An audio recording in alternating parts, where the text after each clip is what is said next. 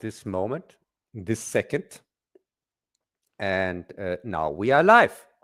So welcome to Cubs Corner, and I give directly to Greg. And we are trying today something new. We go after the order in the description. So Greg, sorry, now it's official.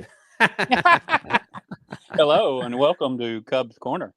I'm Oiler Greg, and with us today we don't have all of our normal panel members, but we're hoping that Bazzil Broketail will join us shortly. He's having some technical difficulties. No, I'm pretty sure he is listening to his boy group music. What we talked about last time. That's possible. Yeah. Avatar's not gonna work. It's just the phone. It's the phone that's got a problem with it. Okay, well, at least you're here.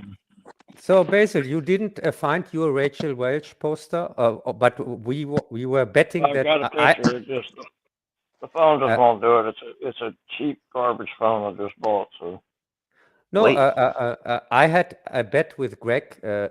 I said you would probably take a Jane Fonda poster. There you go. So we have an unexpected arrival, even though his avatar is missing in action. We have Bazzil Broketail from the Bazzil Broketail channel. And of course, Cub has several channels. I haven't mentioned this before, but do you want to plug your other channels, Cub? You know, we have the... Yes, Greg, it's really easy now to plug them because, as I told you, I worked on the description from our stream, and all my channels are in the description. Do you want to mention what they are? Yeah, some of our guests might not be able to see. Perhaps we have blind listeners who can't see the description. Yeah, okay. Interesting for the English listening audience is my English review channel from movies. It's called the Lone Wolf CLUB. And of course, my music channel, it's called the Lone Wolf CLUB. They're all linked in the description. And for people who can speak German or understand German, there's the same in the German version. But they're clearly what you call it. You can clearly differentiate them so that you don't click on them on if you're here. Greg, help me out a little bit. You understand what I mean or not? Yeah, but I won't explain. Hey, that's why Cubs Corner has an official translator from Texas who is translating all the stuff for the English-speaking audience. That's awesome. That's awesome. So it's your official job description, Greg. Oh, I thought it was Bazzil. I thought he was our translator. Yes, he is, but you are the second here. When what we call it, when he disappears, like he just did. Oh, he's back, and he's got his avatar. Good going. Yeah. I was proud of you. We couldn't start without the proper avatar, right? Exactly. Sweet. So we've got a fun show today. If you've looked in your description, which Cub, has been, he should have done that 5 years ago or more. But now he's got a list in the description. So that's awesome. You now know as much as I do about what we're going to do. Yeah. And by the way, in the list is also your channel, Greg, Bazzil's channel, Cat Claw's channel, and Ground Cantina. They're all in the description. So that's very cool. We'll have to have High Ground come back with us again one day. Yeah, we are missing him. I know. It would be really awesome. And there's also another channel in the description. It's the one from Jess, because I still hope that he can make it in the right time. To talk to one of our Doctor Who discussions? Yeah, so that's why we keep the Doctor Who discussion at the end of the stream, because we always hope that Jess has the time to join us. Because but what if Jess shows up at the beginning?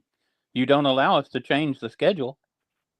No, he's not. No, this is a Brit-free. This is official Brit-free stream. He can't show up in the beginning. Anyway, he wouldn't pass the border. He has no visa or what you call it. Oh, that's right. Yeah. Green card? No, we are here, not Germany. We don't let anybody in. No. You need a green card or something like that. We have here Texan rules on this. Excellent. Or not. You don't want You all don't these. know crazy tricks into Yeah. your stream. Yeah, we gotta don't be- want all these British immigrants here in ours. You got to be careful about who you allow to immigrate into your country. Look at Yeah. Mexico. They allowed a bunch of crazy white boys to immigrate into Texas, and well, we took it away from them. Yeah, but he would never be able to enter the stream anyway because he would drive on the wrong side, and he wouldn't find the entrance because it's on the other side. Because we don't drive on the left like they do. So they probably have their gas and brakes mixed up too. So I mean, if he goes to press on the gas, he's going to hit the brake. Yeah. So sorry, lefty. There's no entrance for you here. But it's funny or not, Greg, because he's really a lefty. And everything is left in Britain. It's on the left side. So even his political thinking is also on the left side. So he's a typical Democrat or not, a communist. Not a typical one. He's an atypical lefty because he sees that things are a different way, but he doesn't want to admit it. Yeah, okay, and I didn't mean that way. Of course, nothing is as worse as a Democrat. Democrats are scum of the earth, and they are the real communists. Even in Russia, they can't stand the Democrats because they say there are too communists. There are too much Marxists. So that even in Russia, even the Chinese, they don't want anything to do with these communists, with these socialists. They take it too far. They always have. You know, they were always good Democrats, but they've been surrounded and destroyed by these others. But this isn't a political stream. We make political jokes more than we do anything else, but we just barely touch on that because, might as well laugh at it. There will be nothing political in here, even if we are talking about the G20. So nothing, God, that was horrible. So nothing political here at all. And Snow White is eat up with politics. You're right. It's all there. Yeah. So I would say we start off directly unpolitical with Mickey 17, which is not political at all, as you know, Greg. Oh my God, you're right. You're right. When you're right, you're right. It's loaded with politics too. So we will start the show with Mickey 17. This is a movie about let's see, time in the future when people are heading off planet, and one of these ships that heads off planet is controlled by he's supposed to be like a congressman, but he's treated like way beyond how Trump is treated. It's more like it's supposed to be Trump. Yeah, it's clearly because supposed to be Trump, but Greg, don't forget he has lost 2 elections. Right, because they made the movie. No, in America, you don't know. Greg, they made the movie before the second election, right? Before he was second time elected, because they thought he wouldn't win. They thought Biden would win. That's when they made the movie. And the way they portray his followers or whatever, he's more like a cult figure. He's more like a Jim Jones. Honestly. But Greg, why do you think his followers are Trump supporters? Is there anything that suggests that? They wear how they look, and they are completely retarded. Yeah, they're insanely retarded. They're like cult members. If you've ever dealt with or talked to a cult member, So Greg, clearly they have made a photo about us or not? Secretly. the typical Trump supporters or not? Who are constantly running around with red hats and are complete and saying retarded things. Yeah, and totally, passionately in favor of this individual. The reason why I mentioned that they made him a congressman, they weren't going to make him president. But in America, somebody who's a congressman is a freaking joke. No one, I've never seen anyone go any type of this passionate favor that you might see for president, which you rarely see for any political office holder. You never would see that for one of our stupid congressmen. We've got nearly 500 of them. Well, 435 plus the Senate, so 535 counting the whole gang. So it's just a two-time loser congressman. It makes no sense. It's like the rest of the movie. They didn't want to make him a president because they felt that would give him some power. And whether you're pro or anti-Trump doesn't matter. We're just doing analysis on this movie. And there's plenty of people who like him. I've known plenty of Trump supporters, and they're nothing at all like what's portrayed. I mean, and Greg, don't forget, I couldn't stand that they made him Trump, made him so obviously like Trump, and I'm not a Trump fan. I'm not a Trump fan. I'm not a Trump supporter, and even I couldn't stand that. I thought this is too much on the nose, making fun about Trump or whatever. I have no problem with that at all. But they are just directly lying to the audience. Because and they are stupid. This is the thing that is baffling. So they are that stupid that they thought for 100% sure that Trump would lose. So they make a movie banking, and it's like the G20 movie where they thought that we'd have a black Michael president. Michael Obama becomes president here. The husband of Barack Obama, Michael Obama, that he becomes president, and so they made the movie exactly thinking this is going to happen, and even not even thinking for a second that maybe it's not going to happen. Maybe the other one is going to win or something like that. No, but they put hundreds of millions into a movie with facts that aren't facts. But they say Trump supporters are stupid, but Trump supporters don't put their money on bets, hundreds of millions for a fact. They didn't put hundreds of millions on a bet saying, yeah, Trump is going to win 100%. We are sure. No Trump supporter did that. But the other side, they thought they're much smarter. And look, but they lost hundreds of millions because of their stupidness. Right. Well, I mean, you're going to piss off a large part of the country, especially right after an election. I mean, if this kind of movie had come out 2 years from now, when it's not so much right during election time, it would have had a better chance if it was going to go in one direction or the other.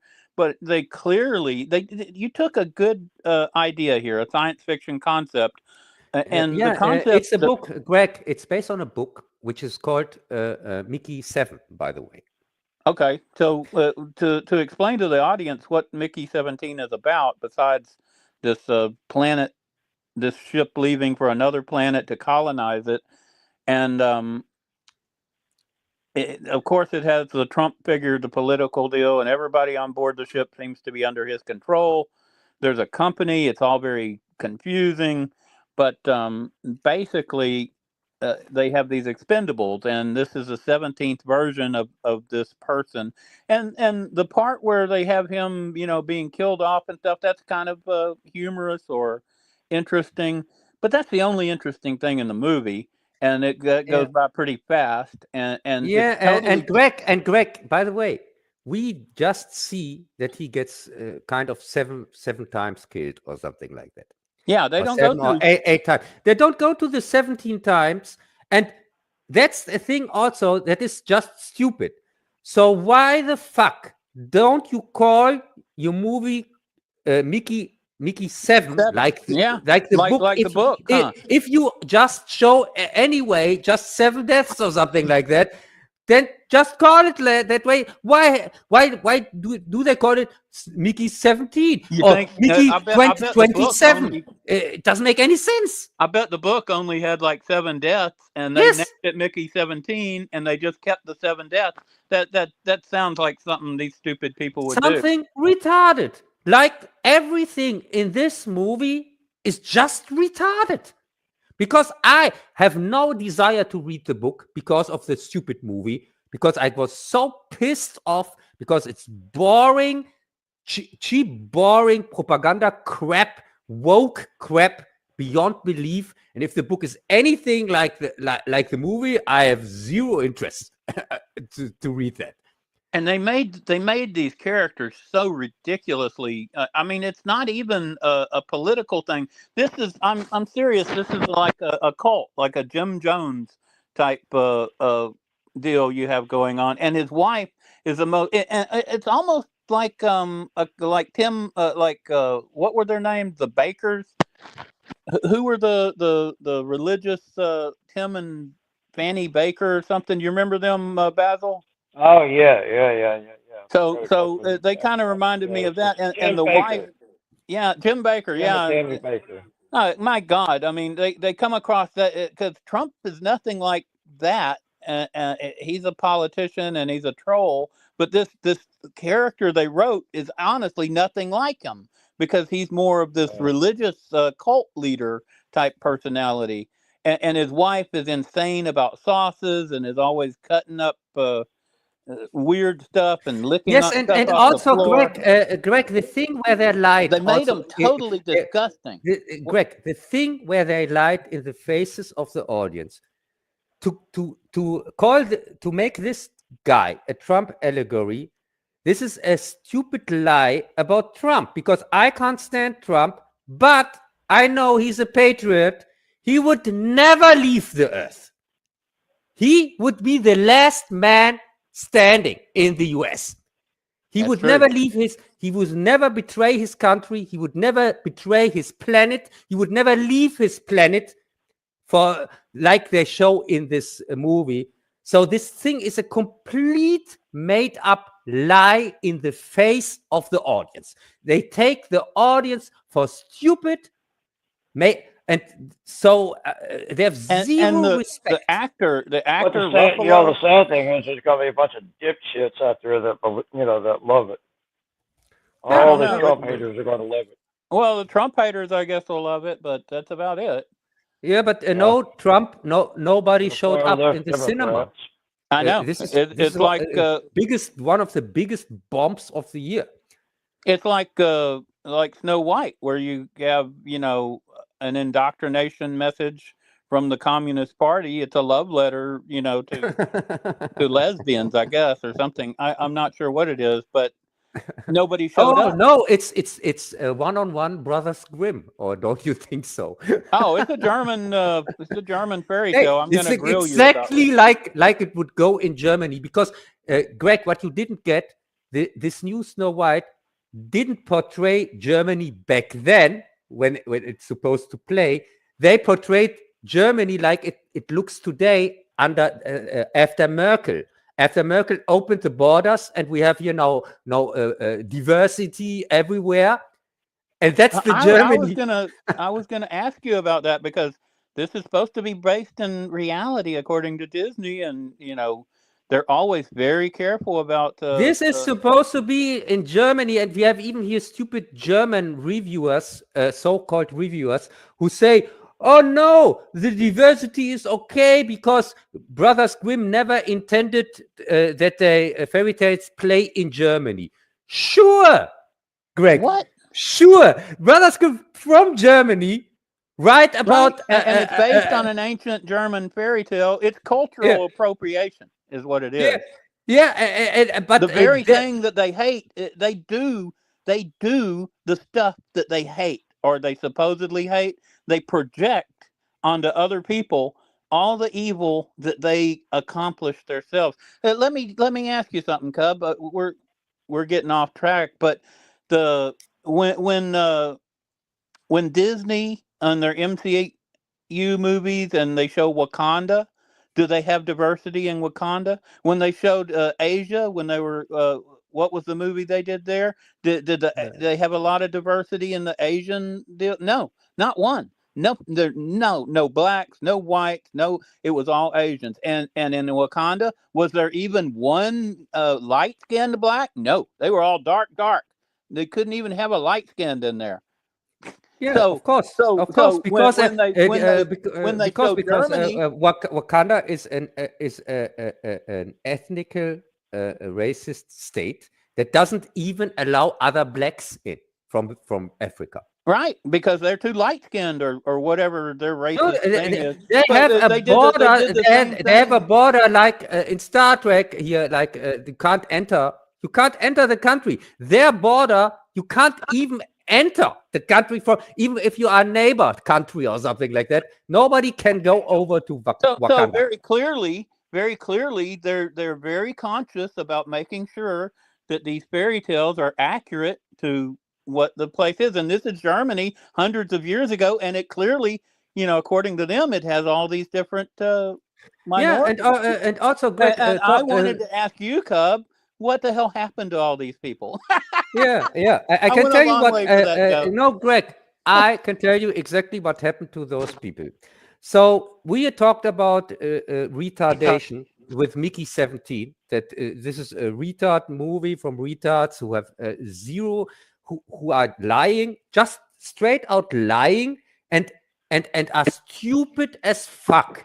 So when you have something like diversity somewhere, tell me, Greg, do you know a country where you have straight out super white people and super black people, and that's it, and that's the population, where you have just white people and just black people directly without which country has that? Normally, when you have a diverse whatsoever, they would live together, and then you have this colors in between, like brown or whatever. Oh yeah, you always have a variety of but you don't have directly these just black, just white. That's it. This doesn't make any sense, because when you have something like that, just blacks and just whites, then they would build groups and stay with each other. But if you want to show diversity or whatever, then you have something like Calcutta or whatever, where they're all mixed together, and that's how you show that. But you wouldn't have blacks and whites directly, but without anything in between. If you understand what I mean. Oh, I do. Yes. I guess we should get back to the Mickey 17 review. Mark Ruffalo, the guy who plays Trump in this, let's just call him what they're doing. And he's terrible. He's awful. He plays, I don't know if everybody remembers, but he's plays the Hulk. And he doesn't do a great job on that. But no. He is absolutely horrible in this movie. And like I say, the initial idea for having a person who's regenerated, that's a good idea, but it's so poorly done. And they have their girlfriends who fight over them, and they the girlfriend. Greg, the girlfriend is the boss, the diverse girlfriend. Oh yeah, don't forget. And she's horrible actor. She looks shit. The other one looks much nicer, but the other one is of course gay. Don't forget that.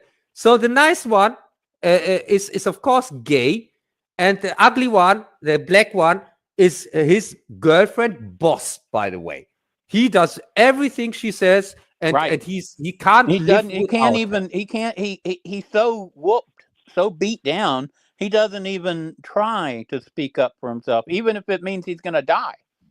Yeah, and now this is where the movie completely loses me, because I have no desire to follow somebody who gets constantly beat down and is constantly giving up.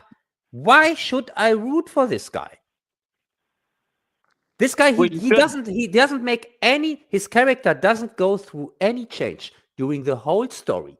He starts as a loser and he finishes as a loser. And why is one of his copies so different from him?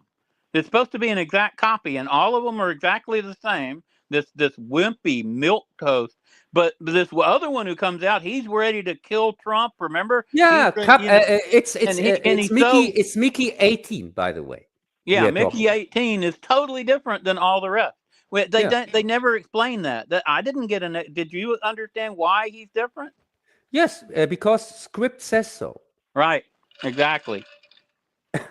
But it makes no sense. It doesn't match like technology. everything in the movie. Nothing makes any sense. Their world building is complete crap. So you are going to tell me, for a stupid loan for a restaurant or whatever, a mafia boss or whatever sends somebody into space to get the $1,000 or whatever, spends millions that he gets somebody into space for what? Yeah, so that he can, and they can't. They have no money. You're not going to get millions of dollars. The people, you're going to kill off somebody who's an expendable or whatever. Who's an expendable anyway. Right. It makes no sense. None of it makes any sense if you think about it. And of course, that guy gets killed off at the end. I don't even know if we saw the scene, but they just, he tried to kill him, and they don't even show the scene. You have a dramatic moment where this guy who's been leaving messages for him and is supposed to kill him, they don't even show it. They don't even show the big showdown with him. We don't even see him. Yes. So the whole movie, you have this hanging over them, and they just eliminate it with it happened off screen. Okay. Right? Yeah, and also don't forget the aliens that also didn't make any sense whatsoever. What are they supposed to be? Something like they were like buffalo or a big giant insect that behaved like I think they're supposed to be. I know they're not buffalo. I'm just saying. No, they're supposed to be stand-ins for Indians or not. Well, yeah, obviously whatever indigenous people you want to choose. Yeah, obviously. And so they are, of course, all-knowing and wise and whatever, and you can kill them without consequences, it seems like at first, but then there are consequences, and then they make a fuss because of one of them gets captured. So in Germany, just as a question, do y'all have like an indigenous tribe that y'all recognize that was there beforehand, or are the white Germans, are y'all the indigenous? Are y'all like the Indians of Europe? No, our indigenous are the black people you saw in Snow White. I try to ask you serious questions. You see, folks, I cry. Yeah, and for some reason they turned white. We have no explanation for that. And they were Chinese. They weren't just blacks. They were Chinese and whites and lots of blacks. And Germany was super diverse back then. Which it wasn't. It's. I'm just saying, if you're gonna make Wakanda all black and you're gonna make the Asian movie with all Asians, then you should, when you finally come back and do Snow freaking White, who's supposed to be skin as white as snow, you can't race and swap play that. In the Middle Ages. Don't forget that. In the Middle Ages, if you race swap it, that's cultural appropriation. And if you fill the whole town with different races, that's not Germany. And it's supposed to be Germany. This is an ancient fairy tale. They betrayed people. People saw that. People are angry about it. Why do you think there's not anybody? And by the way, Greg, by the way, do you know why Snow White is even where she has her name from? Oh yeah, of course. I heard it. I watched the movie, the terrible movie you made me watch. It was from a stupid snowstorm.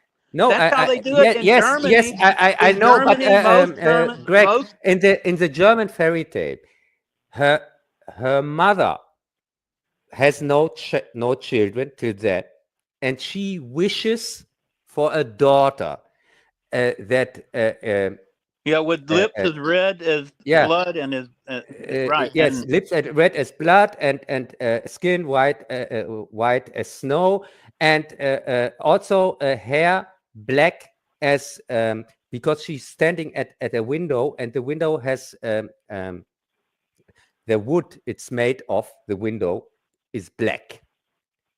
so it And was that's and extremely so important to the story yeah, that you cast somebody with those traits. You yeah, and black hair, white skin, and red red lips, because that's explicitly the wish from the mother before she gets her daughter, because they have no children, the king and queen, and she wishes for a girl that, and then she says that looks like that, and then Snow White is born, and that's why Snow White is something special. By the way, she is something special in the story because she is exactly what the mother has wished for. it's as if the mother's wish called her forth, or as Christians would see it, that God had granted request. Yeah, and so Basil, are you still there? Because I think Basil has technical problems. He tried a second time to come in. And Basil, are you there? yeah, I think so. I'm going to delete the old one and put in the new one. Oh, there we go. Are you there? Yeah, just a Wi-Fi problem. Did you get a chance to see Mickey 17, and what did you think of it? No, I haven't seen it, but I've heard some of your reviews about it. It sounds pretty shitty. Wow. Oh, you haven't seen it? Oh my You God. let us down. So the very lucky. first one. I was so counting on you. I thought you said you've seen all of them this time. No. Hey, you, Basil, you would really like it, because there is somebody who is like Trump. There's somebody who's just like Trump in the movie. They got, and his followers all wear red hats. Yeah. You would really like it. I'm pretty sure. Pretty bad. Bad? It's as bad as Minecraft. Did you get a chance to see Minecraft? I saw a piece of it. I wasn't thrilled with it. Yeah. Wow. Okay. Not at all. Hey, we are not at Minecraft yet. We are still. We're on Mickey We'll 17. get into it. Yeah, I thought we went over to Snow White directly. Well, Snow White's right there. We had some comments about it, but we hadn't finished Mickey. Basically, the lead actor in this thing really, I know he's done some other stuff, but they gave him a terrible script, and it was. Yeah, it's the Twilight guy, and it's the Batman, by the way. Yeah, I guess I didn't recognize him. Cub knows these people better than I do, but he put in a bad performance. He had a terrible script, and oh my God, the leader, or whatever you want to call him, the cult leader, Jim Jones. I think he's Jim Jones more than he is Trump, but they clearly are going for Trump. And this Ruffalo guy hates Trump like you wouldn't believe. I mean, he's foaming at the mouth, the Trump derangement syndrome type deal. So yes, for no reason. By the way, for no reason. He has no reason to hate Trump, because Trump doesn't give a fuck on Ruffalo. I'm pretty sure. Yeah, he doesn't even know who he is, I'm sure. But yeah, they don't need a reason, Cub. The politics is in my day. We didn't tell who we voted for, and that was perfectly fine. And you could talk about it. You might be talking to a Democrat or a Libertarian, Republican, and who they voted for. If you asked that was extremely rude. And so by the way, that people don't get confused. I know that Ruffalo did something good, that he is supporting Palestine and so on. I know that, and also Rachel Zegler, but this doesn't give them a free pass to produce garbage and to act like total fucks. So that people don't get confused and say, oh, what is up with CUB? These people, they are supporting Palestine, and so they I have to talk good about them. No, it doesn't mean it doesn't give you just a free because pass. it's the same with me. Just because I agree with somebody on something political, that doesn't give them a right to be an asshole or put in a terrible job. And also supporting Palestine just means that you don't support genocide. That's all. That you act like a normal human. So people who are supporting Palestine they're just acting normal with this thing. But when you act like a fuck up with every other thing, so then you are still a fuck up. So I don't think they do the Palestinian cause any good when they come out and they act like crazy people. Yes, you know, we are just supported by crazy people. We are just supported by crazy people. We are supported by Mark Ruffalo. We are supported by Rachel Zegler. We are supported by this eco-fascist Nazi here from Sweden, here Greta Thunberg.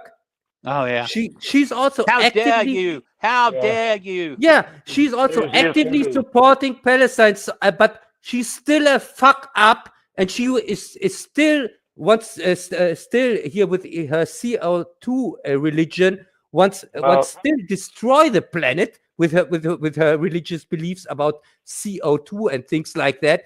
So she's still a crazy person, and with friends like those, we don't have any friends. Yeah, we don't need enemies. How can you have any desire to be sympathize with the fucking Palestinians when they're out there going crazy, shooting at everybody, throwing bombs and blowing up people for no reason. They blow it's not up the Palestinians that are throwing. No, Dragon.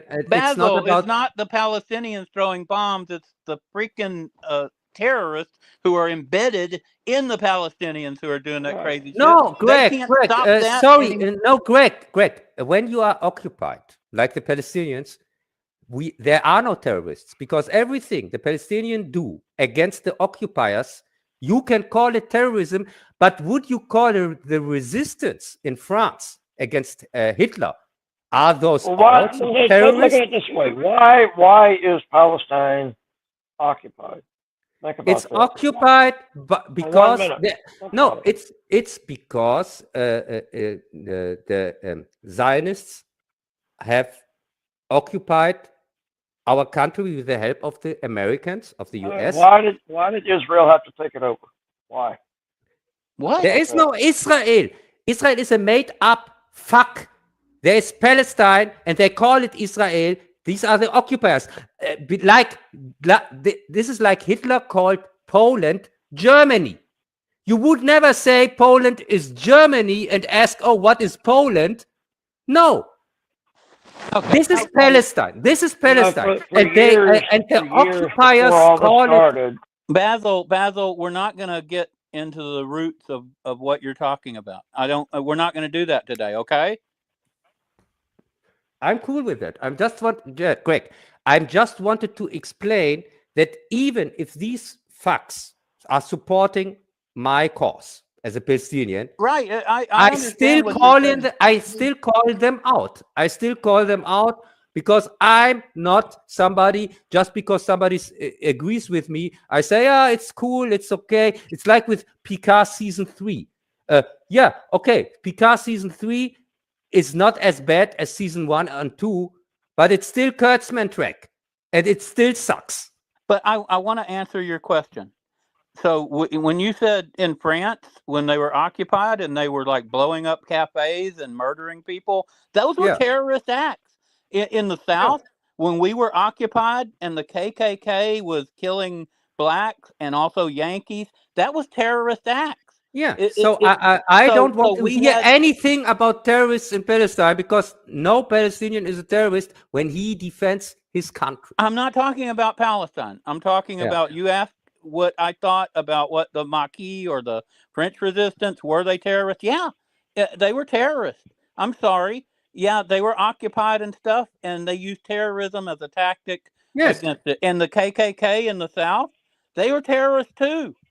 Yes, they were occupied. The Yankees were doing terrible things, but it doesn't justify what they were doing. Not in my book. You asked me as a human being. No, Greg, in my book, it justifies when somebody gets occupied that he is allowed I fully defend understand. his home. And you're dealing with his home with any cost. And you, as a Texan, when I occupy your home where you live, you have every right to do everything you want with me.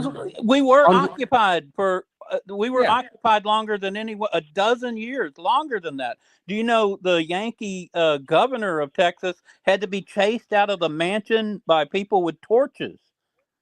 Yeah. They couldn't. It was a similar situation, and yes, I mean, I fully understand what you're saying, and yes, Texans struck back, and they did that in the form of the KKK. Why did they wear hoods? Because if they were identified, they would have all been hung without a trial, or what they called Yankee justice. They throw a rope over the tree and they hang you, and they say, "Oh yeah, well, we had a 5-minute trial." Barrelhead or whatever, so Greg, it was really not my intention to make this a political stream. I just wanted to make clear that I know everybody we are ranting about today, and I calling shit. Most of them are supporters of Palestine, but I still call them out that people don't get confused. As you should. I mean, I agree. And I'm not even talking about Palestine, but I was answering your question about the French, and the French going around throwing bombs into cafes and stuff during World War II. That was a terrorist act. That was legit. That was legitimate because they had to fight against an occupation. They had no other chance to fight against it. You know what Reagan? You want to know what Reagan said about this? He said, "One man's terrorist is another man's freedom fighter." Yes. And so I don't want anybody here on the stream calling Palestinian freedom fighters terrorists. I don't want that, okay? Because it's just not true. No, you weren't doing that, and I'm pretty sure Bazzil didn't meant it this way. No, because I think Bazzil would also fight with everything he has if somebody goes into his house, takes him hostage, rapes his family, and then he would also try to kill this person. How would Bazzil have reacted to the Yankee occupation? Yeah, so that we, I'm from a country that was occupied by, so I understand, and people don't usually think of the KKK as a reaction to an occupation, which it was. And so even 100 years after the occupation ended, we were still dealing with these people in our society. So even after you finally solve this thing, you're going to have to deal with, that aspect of what was created by being occupied. It's not. Yes. And also we have also to deal with all the traitors that are now working with the occupiers. And of course, if we for someday aren't occupied anymore, these are the first people who are hanging on trees, as you know. Theoretically, that's how it goes. Or not by me or anybody from us here. But if theoretically we're talking about France and what happened to the traitors after they either shaved them or they killed them, and people who cooperated with the Yankees weren't exactly embraced by Southern society. Yeah, I can tell you. After the occupation, they stole a lot of land. They stole my family's land during, the Civil War. But and they are stealing my land in this moment. In this moment, they are attacking my hometown, Asira. It's directly next to Nablus. They're killing every day. Killing. Yeah, I'm 50 sorry about that. That must drive you crazy. Yes, it does, and but it drives me more crazy when people call us terrorists when we try just to defend our lives and to be called terrorists, and that this genocide is not called out by everybody. It's a genocide. It's an ethnic cleansing. They are trying to get rid of the Palestinians. You know, there's a difference for me between calling them terrorists and some acts that go beyond the pale. And there's always going to be that. There's always going to be that when you're striking back against an occupying force. You're going to have some acts that go too far. You know, there are no acts that go too far in Palestine. We are occupied with 80 years, and we are occupied thanks to the US, by the way, because without the US help, and I'm not talking about you, Greg, and also not about you, Bazzil. I know that you don't support that, but the US government is helping the Zionists to occupy us. I can't even call them by name because that's forbidden here in Germany. If I would call them what they are, the scum of the earth, I would get arrested. We are dancing on very dangerous ground with you getting arrested. Yes. And that's what I'm trying to tell Bazzil. And Greg, and you know exactly, these kind of 1984 rules, they are just made because it's not right. Because you don't have to. It's because you don't have freedom of speech over there. Yeah, because we don't have freedom of speech. And that's the very First Amendment. You know why it's so important? Because everything flows from that. And the Second Amendment is rights of gun ownership. Because what did the leader do when he first took power in the 30s? He collected all the guns. Just saying. And Greg, by the way, that's what they always do. I know the only reason that we can talk here on the stream on YouTube freely about that is thanks to Trump and Musk. I know that. Without them, we wouldn't have any free speech on YouTube or on Twitter or anywhere. And because YouTube is afraid of Trump, they let us speak here. Normally, if Biden would have won, I'm pretty sure. Can you remember how many streams they have deleted from Cub's Corner? Yeah, they have. Yeah. Usually when we talk about anything, it gets deleted. No, it's usually because of Bazzil. No. It's constantly because Bazzil brings up these political things. Bazzil is pretty politically incorrect at times. Yeah. And he wanders off on the hypotheticals that who knows if he even believes in. Yeah. But it does make for some interesting conversation. But I was just answering your question that I fully understand, and I understand what it's like to have occupations in your history, in your past. I mean, if you look at the South, across the South, black-eyed peas on New Year's Day is a tradition. It's considered good luck. You know why that is, Cub? Did I ever tell you that? No. It's because the Yankees came and they seized all the food. And the only food anybody had were these black-eyed peas because they were like little rocks. And the Yankees weren't used to seeing this, and they didn't know it was food. So the only food. That's a black-eyed peas. I was always wondering why this band has this name, Black-Eyed Peas. Right. And now you explained it. It's some of the tastiest vegetables you'll ever find, too. Oh, it's delicious. And it's good luck. And I mean, that was something my mom drilled from when I was like 2 or 3 years old. You had to have your black-eyed peas on New Year's Day. Had to be on New Year's Day. And it was lucky because it was lucky that the Yankees didn't take the last bit of food because we were occupied and they would murder you, if for no reason. Yankee justice, they called it. And they had carpetbaggers who came down and they took all our land. And they applied taxes that you had taxes when you were paying your taxes, but you paid the Confederate government because that was your government. Well, now you owe the Yankees for 5 years, and they take everything. That's the kind of stuff they did. And by the way, I like really what Trump does with the tariffs and that he wants to get rid of taxes there so that people have more money in their pocket and that the government gets their money from tariffs. This is a very good idea. And why do frickin' waiters who get like $2 an hour and have to live on tips, why are those tips taxed? He's right. That shouldn't be taxed. Yes. You know, so even I'm not security is taxed. It's crazy. Even as a not Trump fan, I recognize that. I say these are good things from Trump. Even he supports Israel, and that's another issue. But I see the good that is coming from many things. You know, Trump and Vance have pointed out what's happening in Germany. You know, how y'all have no free speech. This is also a very good thing. This is a big deal. Yeah.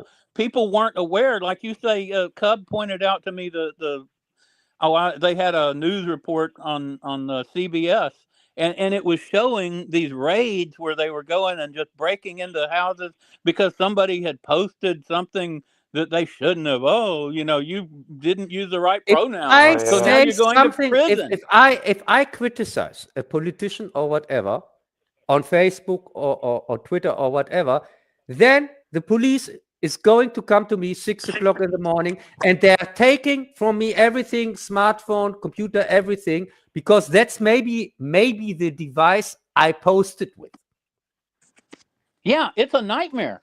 And it's against the law. No, Greg, it is against the law, even against German law to do that. And so I get these things. There's no, I don't get to prison for that or something like that. I get it a few months later back. It is just to break the people. They use the police to do these things against the people, even if they know they have no stand in the court or something like that. With this, isn't that could come from the 1984 book? It doesn't. But, oh, my God, George Orwell could have written that, right? Yes. And can you remember when even before Corona, even before COVID and all this fuck up, before 2020, I was saying Germany becomes like 1984, like George Orwell's 1984. We have here censorship and things like that. And I was laughed at. I didn't laugh. Do you remember me laughing? I agreed with you. No, not by you. I was in the chat pounding out agreements. Matter of fact, you would not just say that. You would give specific examples over and over. And matter of fact, you would do it till they cut you off because they didn't want to hear anymore. Yeah, it got cut off by Adam, by Brent, and so on. They all said, "Oh, but guess what? They didn't cut my ass off, did they? I would just keep throwing freaking examples at them. They didn't like that, but too bad." Yeah. And if I know today, say Germany is exactly like Orwell's 1984, it's even worse. Nobody would ever say something against that because now it's mainstream. Now even in the US, they're talking about they're making. You can see it in television how bad it is with the free speech here in Germany. Yeah. And that's what I was saying. Vance pointed that out, and it got picked up, and they were trying to make it into a good thing. CBS, if you listen to their stupid broadcast, was saying that it was such a good thing that they were policing the Germans and making sure there was no bad speech. Oh my God, they don't agree with the First Amendment, and then when that stupid CBS News chick talked to Vance and said that the reason that I don't know if we can use their names, the people in the 30s in Germany who they said it was said that there was too much free speech, and that's that's what they're trying to push. That's the narrative they were actually pushing, and it wasn't just her. If you listen to them, they would try to make this case, and it was so freaking ridiculous to anybody who knew history. There's too much free speech in Germany in the 30s. That was the problem. No.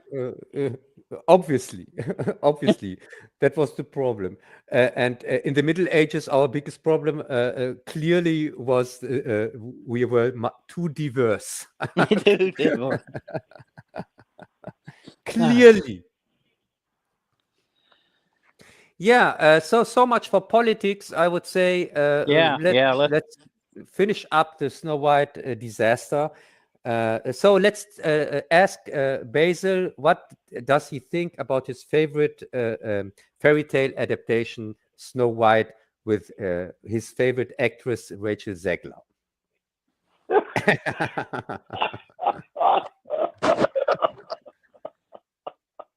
Favorite actress? Far from it. Far from it. Bazzil, have you seen? I would have to give that movie. I would have to give it like 5 battle swords down if you want to go that direction. Horrible. No, but Bazzil, have you seen it? How did they come up with this shit with these little what is called the dwarves? Hi-ho. So you saw the movie, Bazzil? I saw about half of it. I couldn't take it anymore. I couldn't take it anymore. The singing was atrocious. Yeah, it never stops. Like, oh my god! Did you see the first reviews? Musical.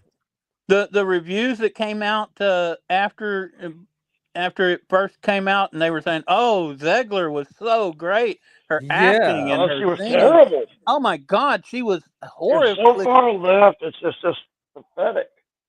But even without Everything the politics, the movie is just without the politics. Latest when you hear Gal Gadot tries to sing or act. Oh my god! She was so bad. I really thought, oh my god. Not at all. now I mean, not just that, but the acting was horrible. I defended Gal in the Wonder Woman movie, the first one, because it seemed that her fish out of water deal, and I thought maybe that was part of her acting, but no, she's just a terrible actress, and it just happened to line up. For her Greg, the problem with Gal Gadot is that she isn't an actress; she's a model. Yeah, she's not an actress. No, that's true. It's the same with Sydney Sweeney. But Sydney Sweeney at least looks, for me, Sydney Sweeney looks much better and is much more sympathetic person. And Gal Gadot, of course, I can't stand because she's a former Israeli soldier. But she also is a terrible actress because she can't act. She can't act at all. And I would rather see Sydney Sweeney as Wonder Woman than stupid Gal Gadot. I really don't understand why. She would be much better. Because Wonder Woman, Greg, Wonder Woman. She had curves. Wonder Woman in the comic books had curves, like Bridget. Wonder Woman is more Sydney Sweeney, like Rachel Welch or here Sydney Sweeney. Yeah, Raquel Welch or the original Wonder Woman from the 70s. Carter. Linda Carter. Carter. So and I'm telling you, I can't even go back and rewatch it because when I try to, her acting's so bad, and then I got Cub's voice in my head pointing out all this stuff, and it was the worst. It was so bad. Cub loved it. Oh my god, she was so bad in this movie. Now the thing is, Zegler was also horrible. So the acting in this thing, you know what was so funny? When I watched Minecraft later, the acting in that is purposely bad. But I was thinking, who would have been perfect in this? Freaking Gal Gadot, because she's such a bad actress. Yes, she would fit in much better in Minecraft because there were fish out of water. They were trying to act like they couldn't act. If you see what I'm saying, they were just so bad. It was decent actors who were overacting to the extreme, and I was thinking, oh my god, I just watched this, and then it was Gal Gadot and Snow White. She's so bad, and when she does her singing scene.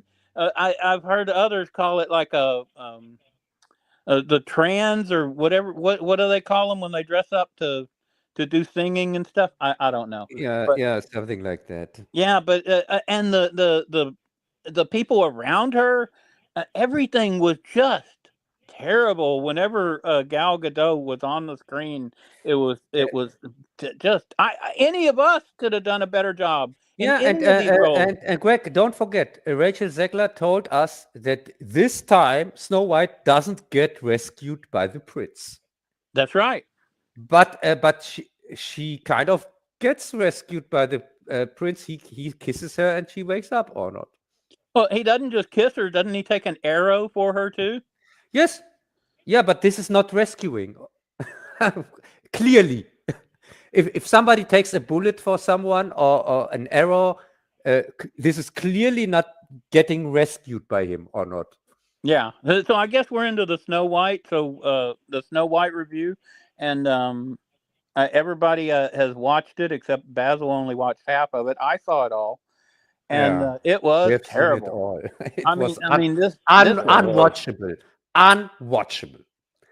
It was so bad. It looks also like shit. They couldn't even bother to make it in a normal forest. You had scenes that looked like a normal forest, and then you had this oversaturated crap from the PC, and it didn't fit at all together. I thought, who had edited this? What's that scene? This is a scene from another movie. The CGI dwarves didn't work at all. Yeah, I know that was these are supposed. The problem. One of the problems is the writer is the same writer from Barbie. So yeah, God. So you mean female writer? Greta Gerwig is her name. Yeah, so she's an extreme feminist, and she wanted to make this as extreme as she possibly could.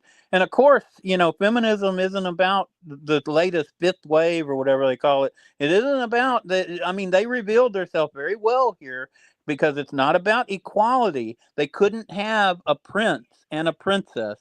That wouldn't work. But they reduced the prince down to just a scumbag thief who lives in Robin Hood, kind of. Not even Robin Hood. He doesn't have, he doesn't have the qualities. Greg, did you recognize that there were also 7? His diverse gang were also 7, like the dwarfs. Of course, that's what they were going to. Yeah. Do you think this was a coincidence? No, clearly. It was going to be these 7 people. There were not going to be 7 dwarves in the movie at all, CGI or others. But if they had chosen to do that, they could have used these 7 actors to go out on tour, and it would have really helped their little movie. But they're so stupid that they went with CGI. Part of it's because that Peter Dinklage guy, the guy from Game of Thrones, said, "Oh, it would be backwards to have dwarves in this movie." Rah, rah, rah. Yeah, he was an asshole, and Zegler is an asshole. You mean the next James Bond? Isn't Peter Dinklage playing the next James Bond in blackface or something like that? He should. No, it's the next Doctor Who, clearly. But didn't they already decide to replace it? Wasn't the last James Bond, wasn't it a black woman who was, not James Bond, but she was 007? Yeah, she was. It was the friend of Captain Marvel, if you can remember. Oh yeah. It was her friend, her Monica pilot, Rambeau or something. Yeah, her pilot friend. Oh God. And she was so bad. The last James Bond was worst thing ever. But what I'm trying to say, one of my points, is that this writer does not know how to write men at all. It's like they're 12-year-old girls or something before they even hit puberty, and they hate boys. And the only thing they know, these are 275-year-old men who've lived together for hundreds of years, and yet they act like they have food fights, and they act like teenagers. Because I think these women, the only men they've ever seen who aren't like their family or total simps are the boys they saw in school. And so the only way they can write anything from their own experience is by writing men to be like 10 or 12-year-old boys. And don't forget Snow White's role in this story. She goes everywhere she goes. She starts to command the people. So she helps the dwarfs by going in there and then telling them to clean up, doing that and doing that. So she's kind of she orders them around. boss. She doesn't help at all. And by the way, Greg, if you are wondering, in the animated version, Snow White is really sweet. I really like the animated movie. It's not. I went and watched that again. Yeah, it's not exactly like the fairy tale, because in the animated movie, Snow White, she starts to clean and so on, and just starts try to help the dwarfs, because she wants help from them, and so it's clear she wants to make herself some kind of useful, and that's why everybody likes her, because she's not this typical princess. She's somebody who also can work. So you're saying you're saying it's an important character trait to the story. Yeah, that people and that by taking that away, that people get why even the huntsman wasn't able to shoot her, because she's such a sweet person from the outside and from the inside, that he couldn't bring himself to kill her, and that people understand the motivation. And by the way, in the original story, she doesn't have to clean up for the dwarfs in the original story. In the original story, everything is clean when she comes there. Everything looks perfect, because it's a typical where men live, and bachelor pad. Where men live, everything is clean. This typical and in what order. You see. Yeah, and in order. It's not like in the movies when you see, oh, this guy, he's a baker, he lives alone, and he lives like because they can't imagine that a guy doesn't need a woman to clean up after him. Because every time most guys who live alone don't even. Every time when I get visit from women or whatever, they always telling me, oh my God, it's so clean with your home. When you come to me, everything looks dirty and so on. And because that's how I know it. I know it's exactly the opposite, like people are told in television or movies. Well, now, if you think about it, if they wrote it the other way, they would be eliminating the thing that they think women do, I mean, if men can keep everything clean and nice on their own and do their own dishes and wash their own clothes, then what do they need a woman for? Yeah, why? Yeah, but nobody could explain that to me since 50 years. I haven't understand it till now. Why do you need them?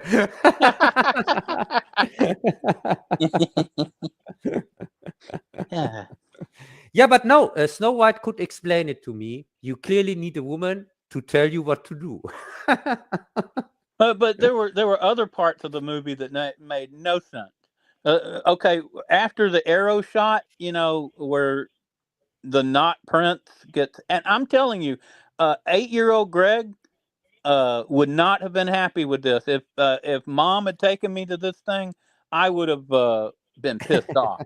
So I would have had questions and comments. I think one of the reasons this thing didn't do well is moms were not going to take their boys to go see this thing when they heard there was no Prince Charming, no love story, because in the other, they would have already seen the other version. And you show me that, and then you take me to this thing. What's going on, Mom? Why isn't he a prince? What's going on? These are the kind of questions they don't want. They don't want to answer these from their boys, and boys would be all over it. But here's what I wanted to say before I forget again. Remember when she uses her dress as the birds use it to distract the guards or the troops or whatever you call them after they shoot the prince, the non-prince, whatever the frick he is. Anyway, the birds are fluttering it around, and she must be somewhere totally naked. But the next time they show her, she's in the same dress that they showed flying off like seconds before. It's literally being toted away by birds up into the trees, and yet she's in the same dress. How does that make any sense to you? Greg, it makes exactly the same sense, like she wins the war at the end by going just over to the And to remembering to the people's queen, names. remembering people's name, and also then the queen just Surrender. gives up, surrenders. Well, she goes or- crazy, runs up and Yeah. attacks the mirror. You notice one of the changes they made is according to this new thing, the mirror can only answer one question. That's so stupid. Uh-huh. No, and also the mirror was lying the whole time because Okay, let's at the beginning when she asked who is the fairest of them all, the mirror said she is. But then the mirror explains, the mirror means inner beauty. right. But when the evil queen the first time asked the mirror, she wouldn't It's her. be the fairest. She's the fairest. Yeah, she wouldn't be she hasn't the most inner beauty of the whole country. Yes, she has. It's very clear. They made it very clear. He said it. She had the most inner beauty. Now that includes everyone. That includes the dwarfs. That includes all the people in the town. And it includes also man. Greg, it includes also man. Yes, the guards. The guard who Yeah. was the baker. Remember the one who would give out all his cherries? It's very communist. He's like, she was like, oh, you would invite all the townspeople to come and pick all your berries. You had cherry Greg, trees. do you know what it reminds? Greg, do you know what it reminds me of? There was a mad parody back then, 40 years ago, about Snow White, and the queen was asking, "Oh, who's the fairest of them all?" And the mirror was nerved and said, "Yeah, I told you 100 times, it's Snow White." And then the queen says, "Yeah, but I mean after. Who's the second one?" And then the mirror starts to give up just names, not the name of the queen. And the queen gets so mad that it destroys the mirror, and then all the little pieces still give up other names. This mad parody was 1,000 times better than this stupid Snow White thing here. That's true. Oh my God, we could go on all day about how bad it is. The singing, every song, the Hi Ho song was rewritten, and it's terrible. I mean, it's terrible. And that was the best of the song. And I would never have imagined that we get even something worse than the last Ariel movie. Because really, I thought the Ariel one was the biggest disgrace ever. It couldn't get the Peter worse Pan than one that. was really bad too, though. Oh my God, the Peter Pan! Yeah, but Peter Pan is not from a European author. Yeah, but it's from Disney, So yeah, no, but I mean the original author from Peter Pan is he British or is he in America? I don't know. Peter Pan, it's famous. You're author, the expert on that kind of stuff. Technical details. No, but I was talking about Ariel because Ariel is also from Scandinavian country. It's not Sweden, Denmark, I think. Hans Christian Andersen, and Vikings. And it's also, he of course didn't mean a black Ariel. You can be sure by that. And I really thought this was the worst thing ever. And I never have, but here the main actress, what's her name? Here from Ariel, here's Storm from X-Men. Yeah, I can see her face. I can't think of her name. Do you know her name, Bazzil? No. Berry? No, not Berry.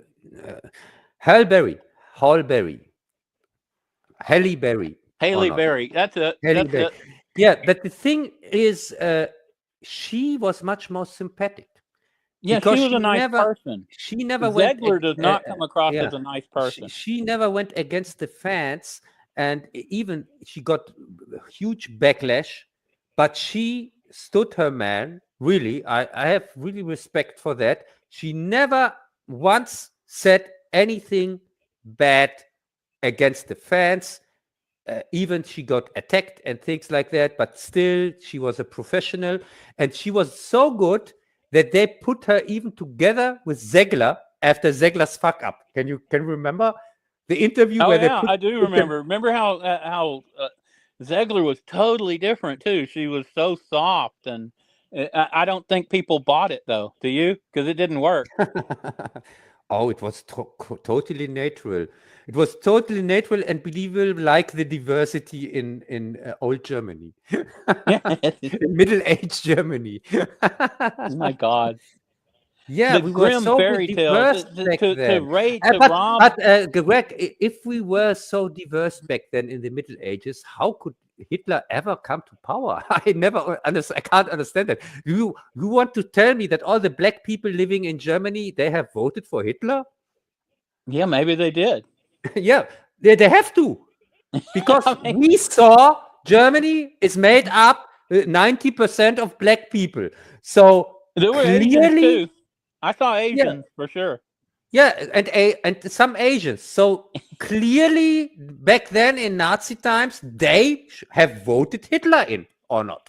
Yeah, I guess so. Yes. Yeah. So, yeah, whatever. I'm telling you, it was a nightmare movie though. Snow White was oh my God, just one of the worst movies I ever saw. The singing, all the new songs were crap. They destroyed the best of the old songs. And this Zegler, they're talking about her being a great singer. I don't see it. She can belt out her facial expressions for they help ruin it. But also her voice. I went back, like you were saying, I watched the old one. Did you notice the old world timbre to the voice of Snow White? This I was really impressed with her speaking and her singing. It sounded like it was coming from 1,000 years ago, or at least 200 years ago. Did you notice the inflection of her voice? And and when you're doing an animated character, everything as an actor is conveyed through your voice.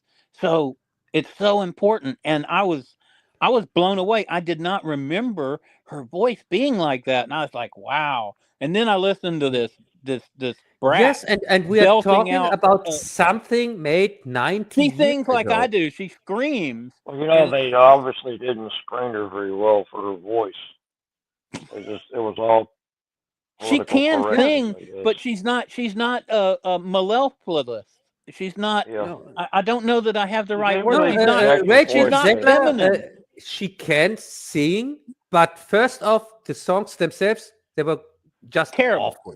How they were rewritten and how they were rearranged was just terrible. First off, the material that she had to work with was crap. And also, she's not a singer in the sense of somebody who sings beautifully.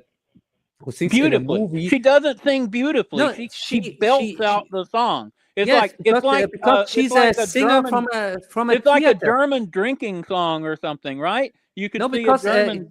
Correct, because she comes from theater. She sings in theater plays. Yeah, I got that. When you sing in a theater, you sing you got to belt it out.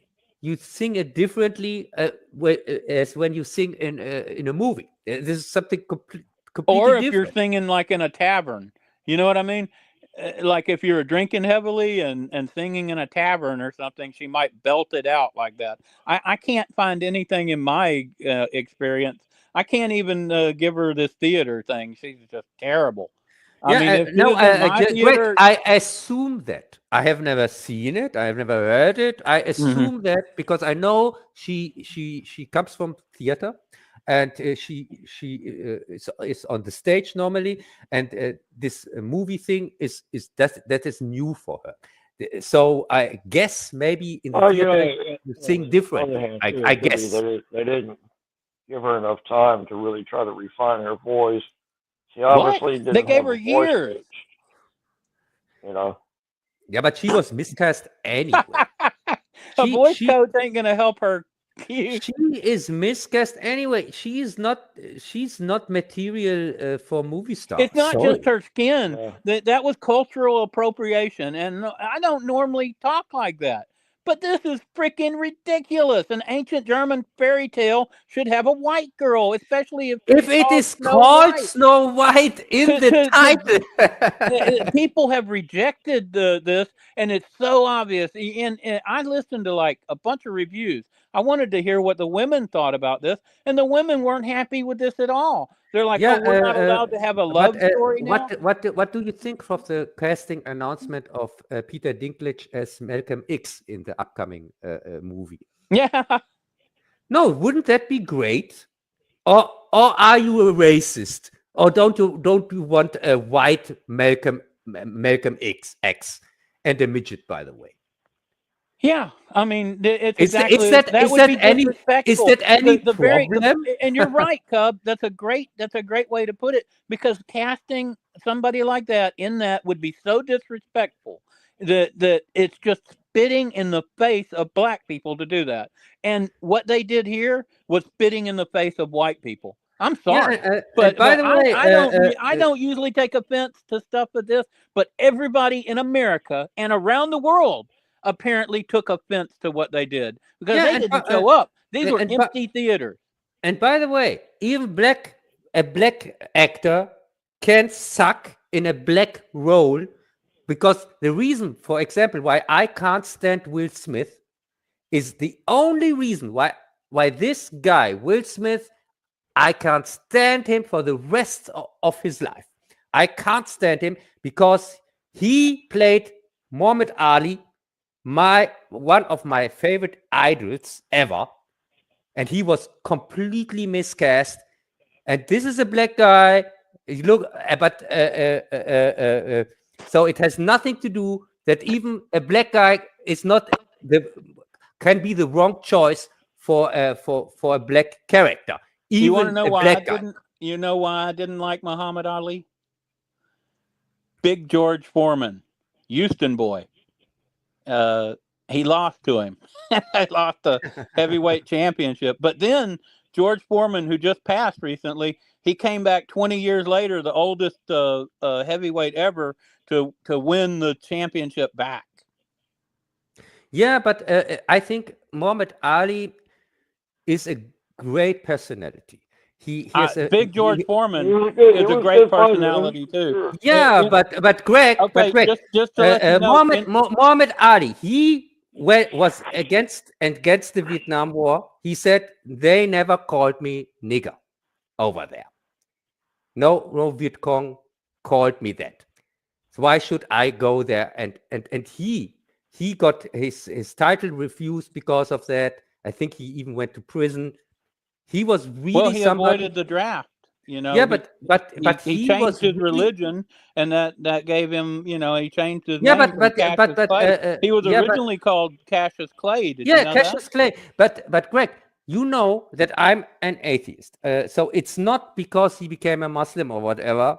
I hate that, by the way. I can't stand that Cat Stevens became a Muslim, and I can't stand that Muhammad Ali became a Muslim. This is not the reason why he's my hero. It's because of his personality. It's like with Bruce Lee. These are just people. They stood for, they had character. And these are always the people that I have in mind when I do something, like protesting here in the Corona times and so on. I always think about these people who stood up for their,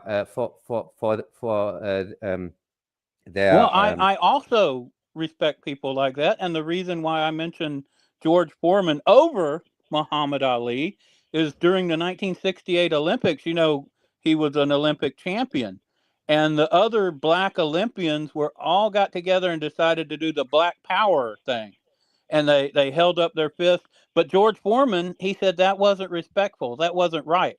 He was from Houston, and he did not do that. And do you know what kind of character it takes to stand up against all the other black people? Yes, that isn't done. That is not done. Correct. But I know he did it. What a kind of character it takes to stand up against everybody, as you know, because it's exactly what I'm doing the last 5 years. Because as you know, I was here alone, and I'm still alone, as you know. when Well, you're not totally alone. You got us. yeah, yes, but you know what I mean. So I have total Yeah, I respect for do. that.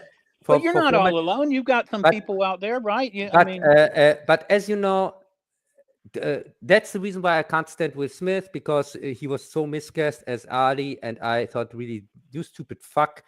so I it would wasn't the never slap forget. that did you in? I don't care for anything else. I don't care for. It's just because one of my heroes got portrayed, because Will Smith had to put him. He had to be Will Smith in, but he was supposed to be Muhammad Ali or Cassius Clay. He wasn't supposed to be. This wasn't the Will Smith show, Right. and he You're forgot right. that That's what he did. completely.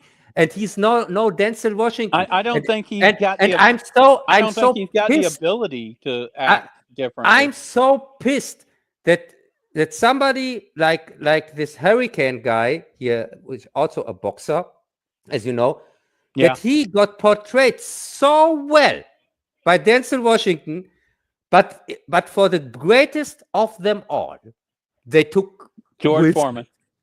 No, but they took Will Smith, and Right. that sucks. That sucks so much. I would really like to have seen somebody like Denzel Washington portraying my favorite hero. Really. Yeah. Well, I wish you'd got to see that. And also, by the way, Greg, it's also my favorite hero because as a child, with his last fight, my father woke me up, took me out of my bed, because I had to see it in the middle of the night as a little child, because he was the big Muhammad Ali. Oh, the fan. fight, the Muhammad Ali fight. Yeah, and it What was. fight was that? Can't tell you. He lost. That is the only thing that I can tell you. He lost, but my father wanted me to watch it in the middle. It was in the middle of the night for me. Probably live, right? Yes, live, and I can't tell you even. I can't exactly tell you how old I was. This is a thing that I remember, and I know that my father, who died in 2017, as you know, this is something that is still what you call it, Special to you.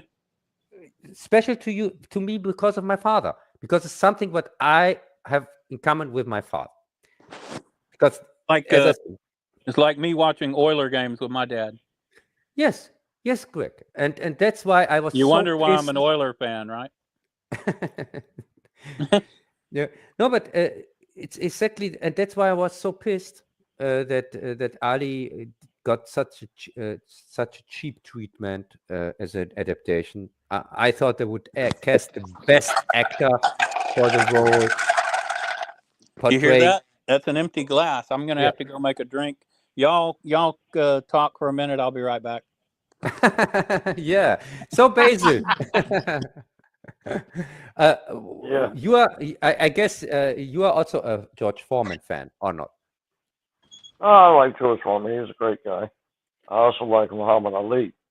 They don't have differences, but I like him because he was a great fighter.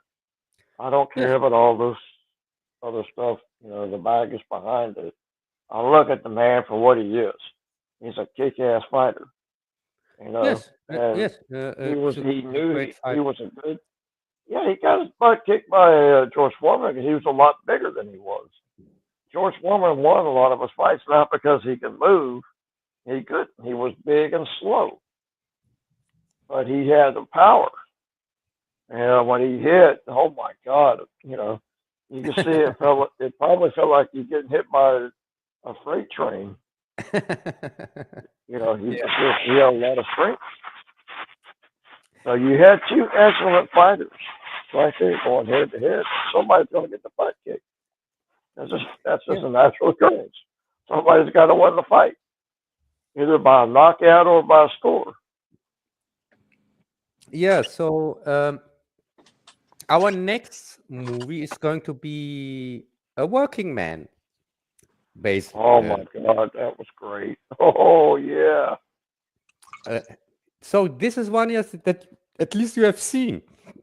Yeah. Oh yeah. Greg and I went to the theater last week on Tuesday night when I was off. I got off work. Yeah, 'Cause so this I is was off the next day, so we went to the late movie. We went to the And it was midnight great movie. because nobody was in the way. We could stretch out in the theater and just chill out. But the overall movie was phenomenal. so Lots of action, great acting.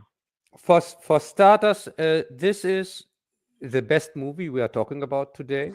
Clearly, it's the own. Oh yeah, Even beyond a doubt.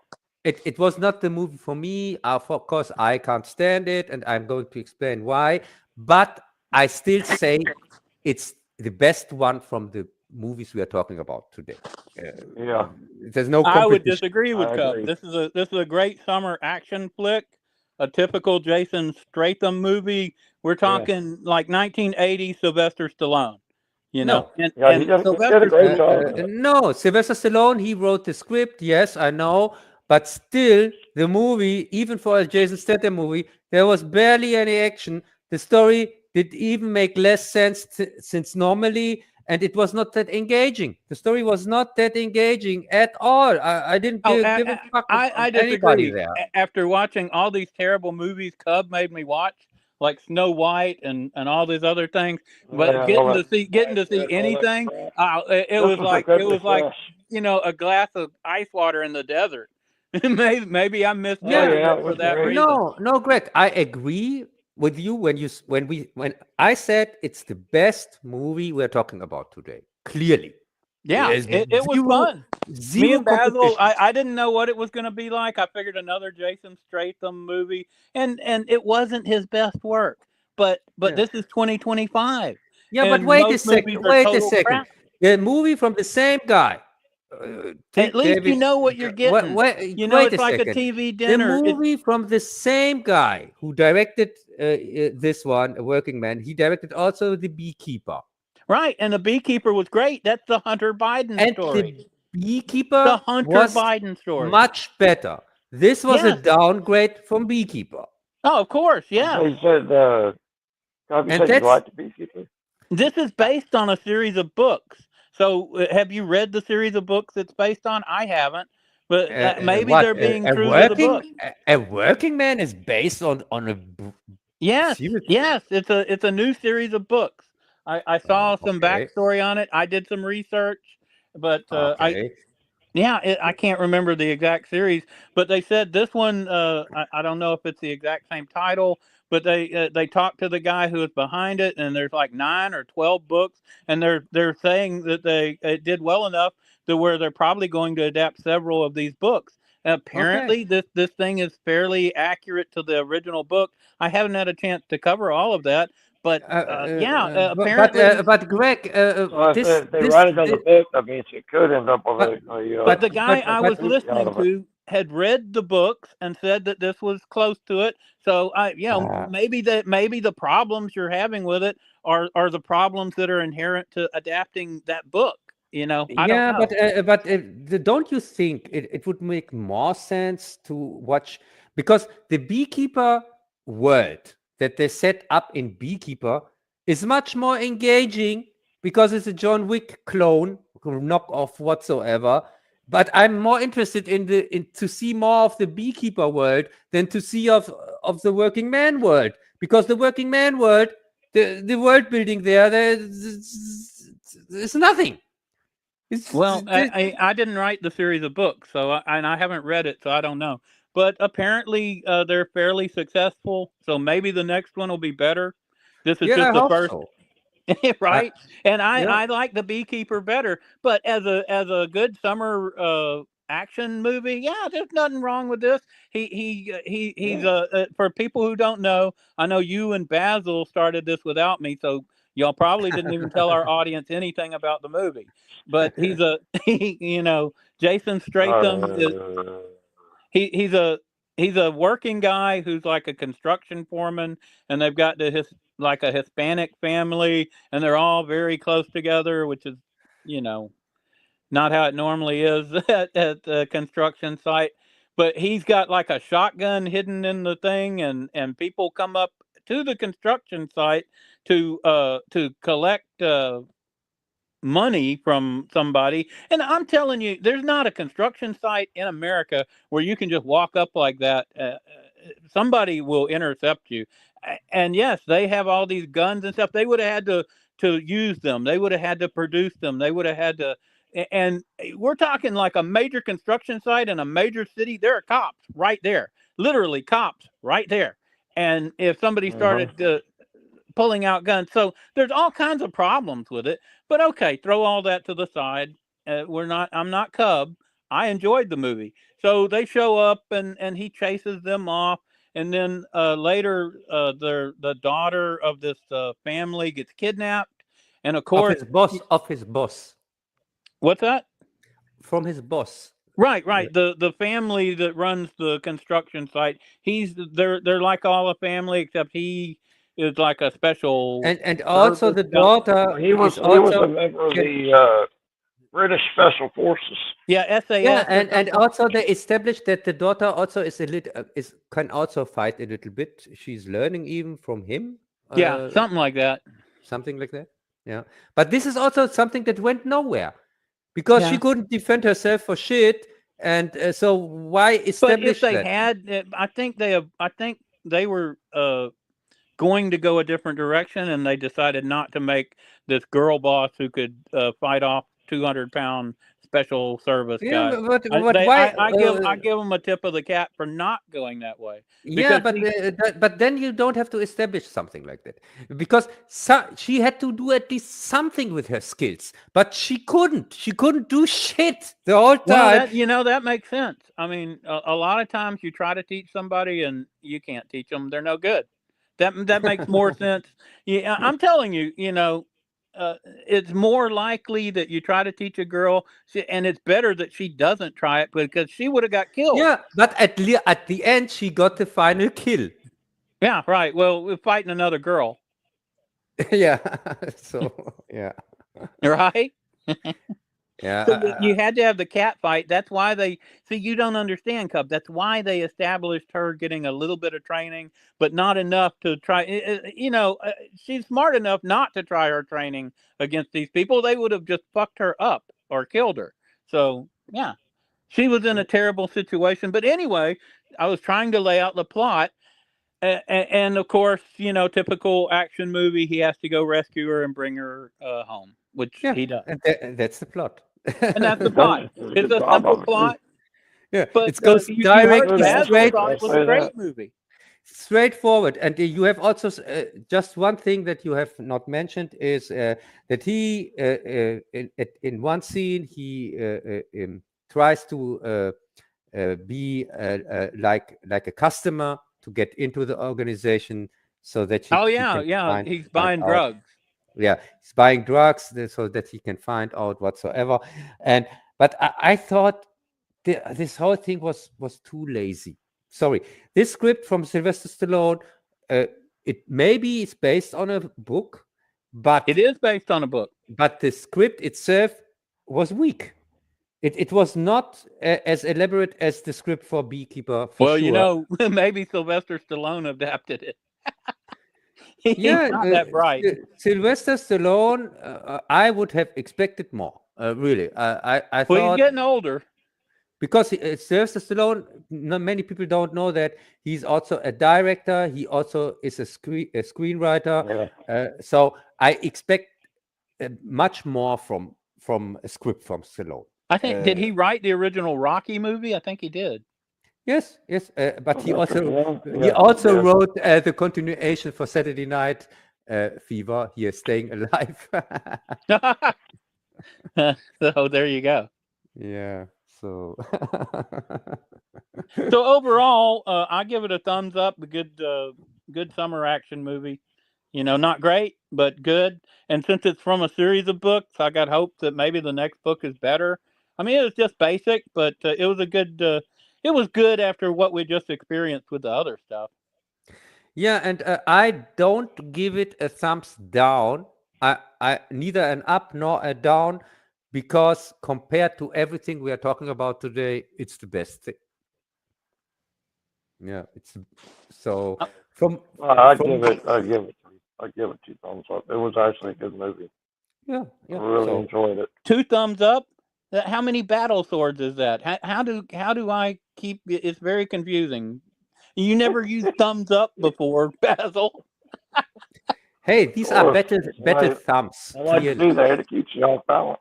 How many thumbs do dragons have? Well, I would say I'd give it 3 battle swords up, like I said during at the theater. You said it was one of the best movies you ever saw. It I was was. gonna straight out of the theater review in an Hey, empty theater. wait a second. I thought Snow Well, White I mean, was hell, one of the Battle best Dragons movies only you ever carry- saw. The dragon swords are quite big, so I can only carry up to 3. So what Okay. can I say? Well, remember, dragons also carry a sword on their tail. Yes. Bazzil Broketail, right? Yeah. So let's go into the mines or not? Into the what? Let's go underground into the mines. You want to do that one next? Minecraft. Okay, so the next movie we have is Oh my God. Minecraft, which is based on apparently a video game which I haven't played. Have either I of you guys also know. played the I game? know. I know what it looks like, and I know that the Steve guy is supposed to be somebody who lives in the game, and when you are new in the game, he's somebody who helps you or gives something Okay, like that. I didn't even know that. No, but So- the Steve guy. So this stupid Minecraft movie broke Minecraft law. First off, by making the Steve guy Jack Black, because he doesn't look anything like Steve. Steve guy, he's not. He doesn't look anything like Jack Black, and he has also no beard and so on, and also he's not singing at all, and also he never leaves the game like Jack Black did at the end. Steve isn't supposed to leave the game ever. He lives there. So that's just what I know. So he shouldn't have left like he did at the very end, because he No. was gonna stay, if you remember. Yes. This is he is supposed to stay forever in Minecraft. That's his role in the game. I had no idea that they had anybody like that. I've never played a video game where you had somebody show up to help you out. Not that I remember. No, in Minecraft, I think you can build things in Minecraft, and Steve is just like another player, but he's he's part of the game, and he's just there, and that's what I understood because I never played it. It's just what I was told when I asked. So the acting was really bad in this thing, and all the references went over my head. But there were times when I guess, the fact that so many people went to see it and they seemed to enjoy it, the people who watched it, I think the movie was made for a specific group of people. And Yes. and that's for not including- 5-year-olds, yeah. Well, 5 to 15, I would say. And 15-year-olds. When I was working Very retail, juvenile. So many of those damn video games when it came out on the Nintendo Switch, like, oh my God, all day long. But Minecraft. It seemed like the movie did have a little bit of heart, and I guess it kept to, somewhat to what people expected, or they wouldn't have loved it so much. So I'm going to have to put it over in the category of terrible acting. I mean, we're talking Gal Gadot level acting. No, we're talking about something like Barbie, because Barbie was horrible, terrible, wicked, awful movie, but big success for reasons. Because it pitched something that it's people, in that case, girls and little women, girls, like women, and they. Yeah. The same screenwriter wrote Barbie, who wrote Snow White, and I think she totally misread her female audience. I think that they were willing to put up with that. Yeah, but the man, on a movie about a classic doll. The man in Snow White are exactly written like the man in Barbie. Yeah, it's by the same. It's by the same author. The girl, she's a big feminist.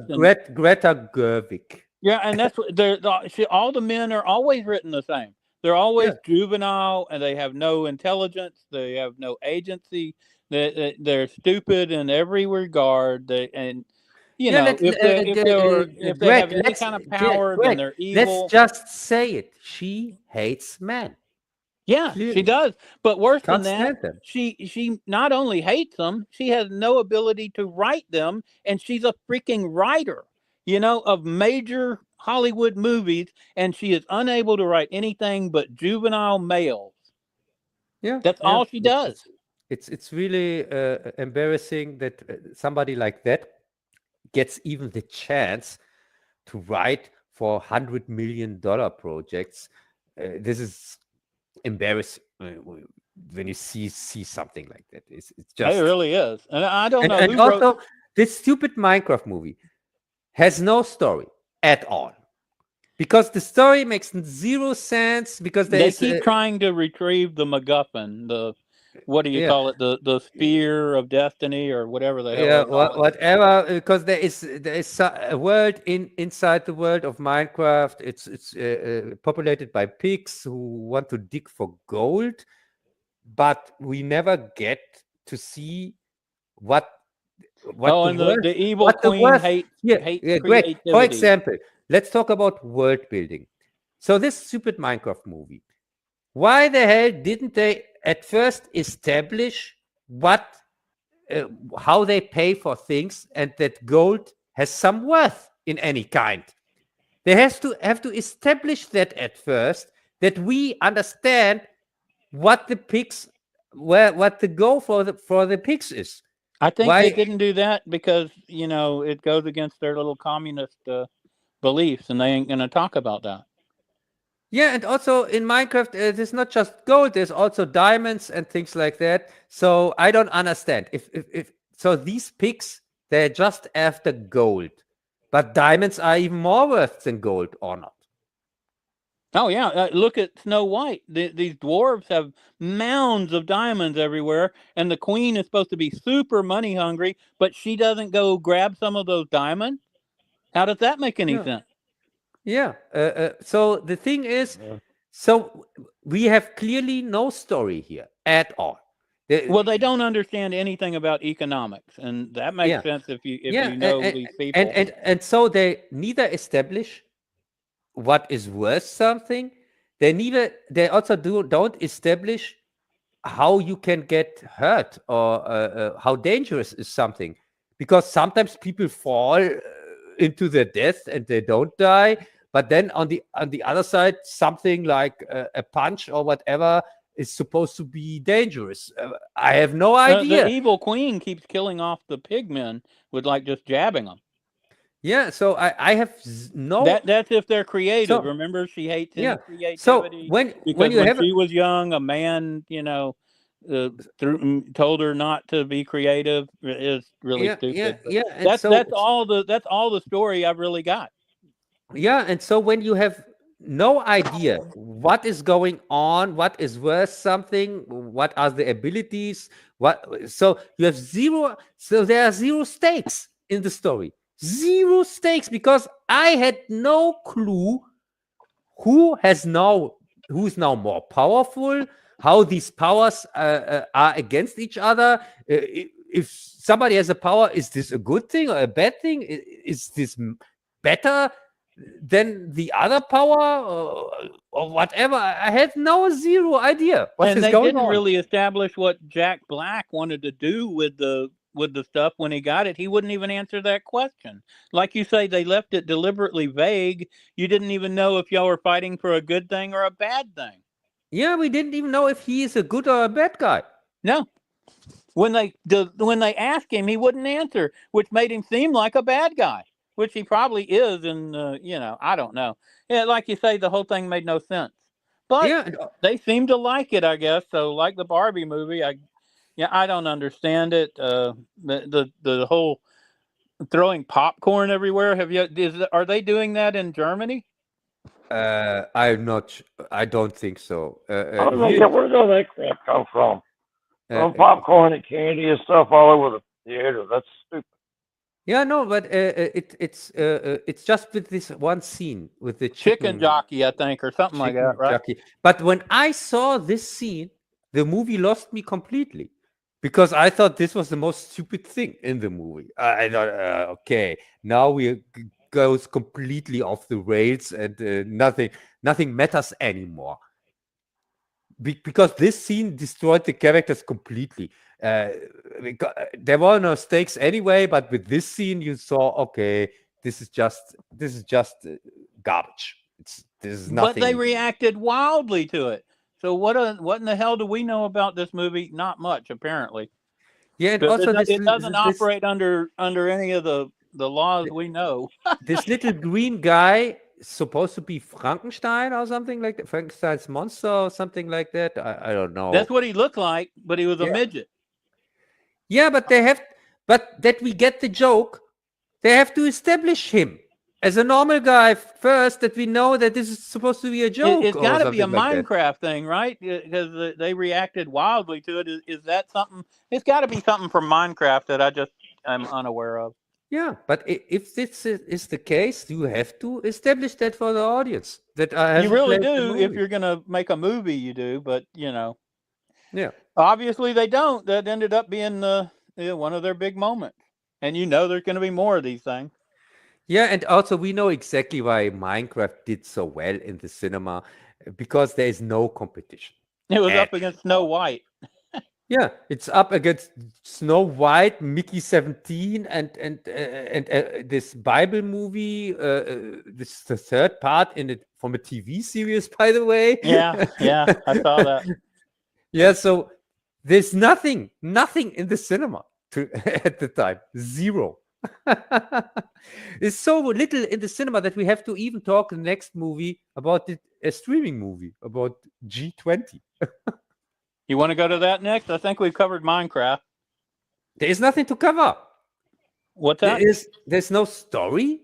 It's just stupid. They get the doohickey and they go home. Yeah, something like that, and they are constantly singing. Oh God, songs. the singing again is terrible.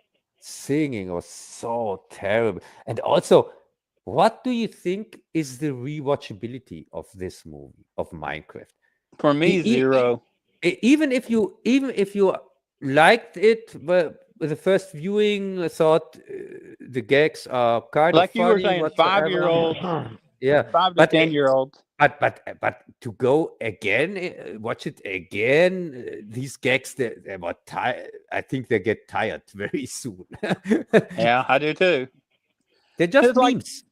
It's really, and a meme is also not forever funny.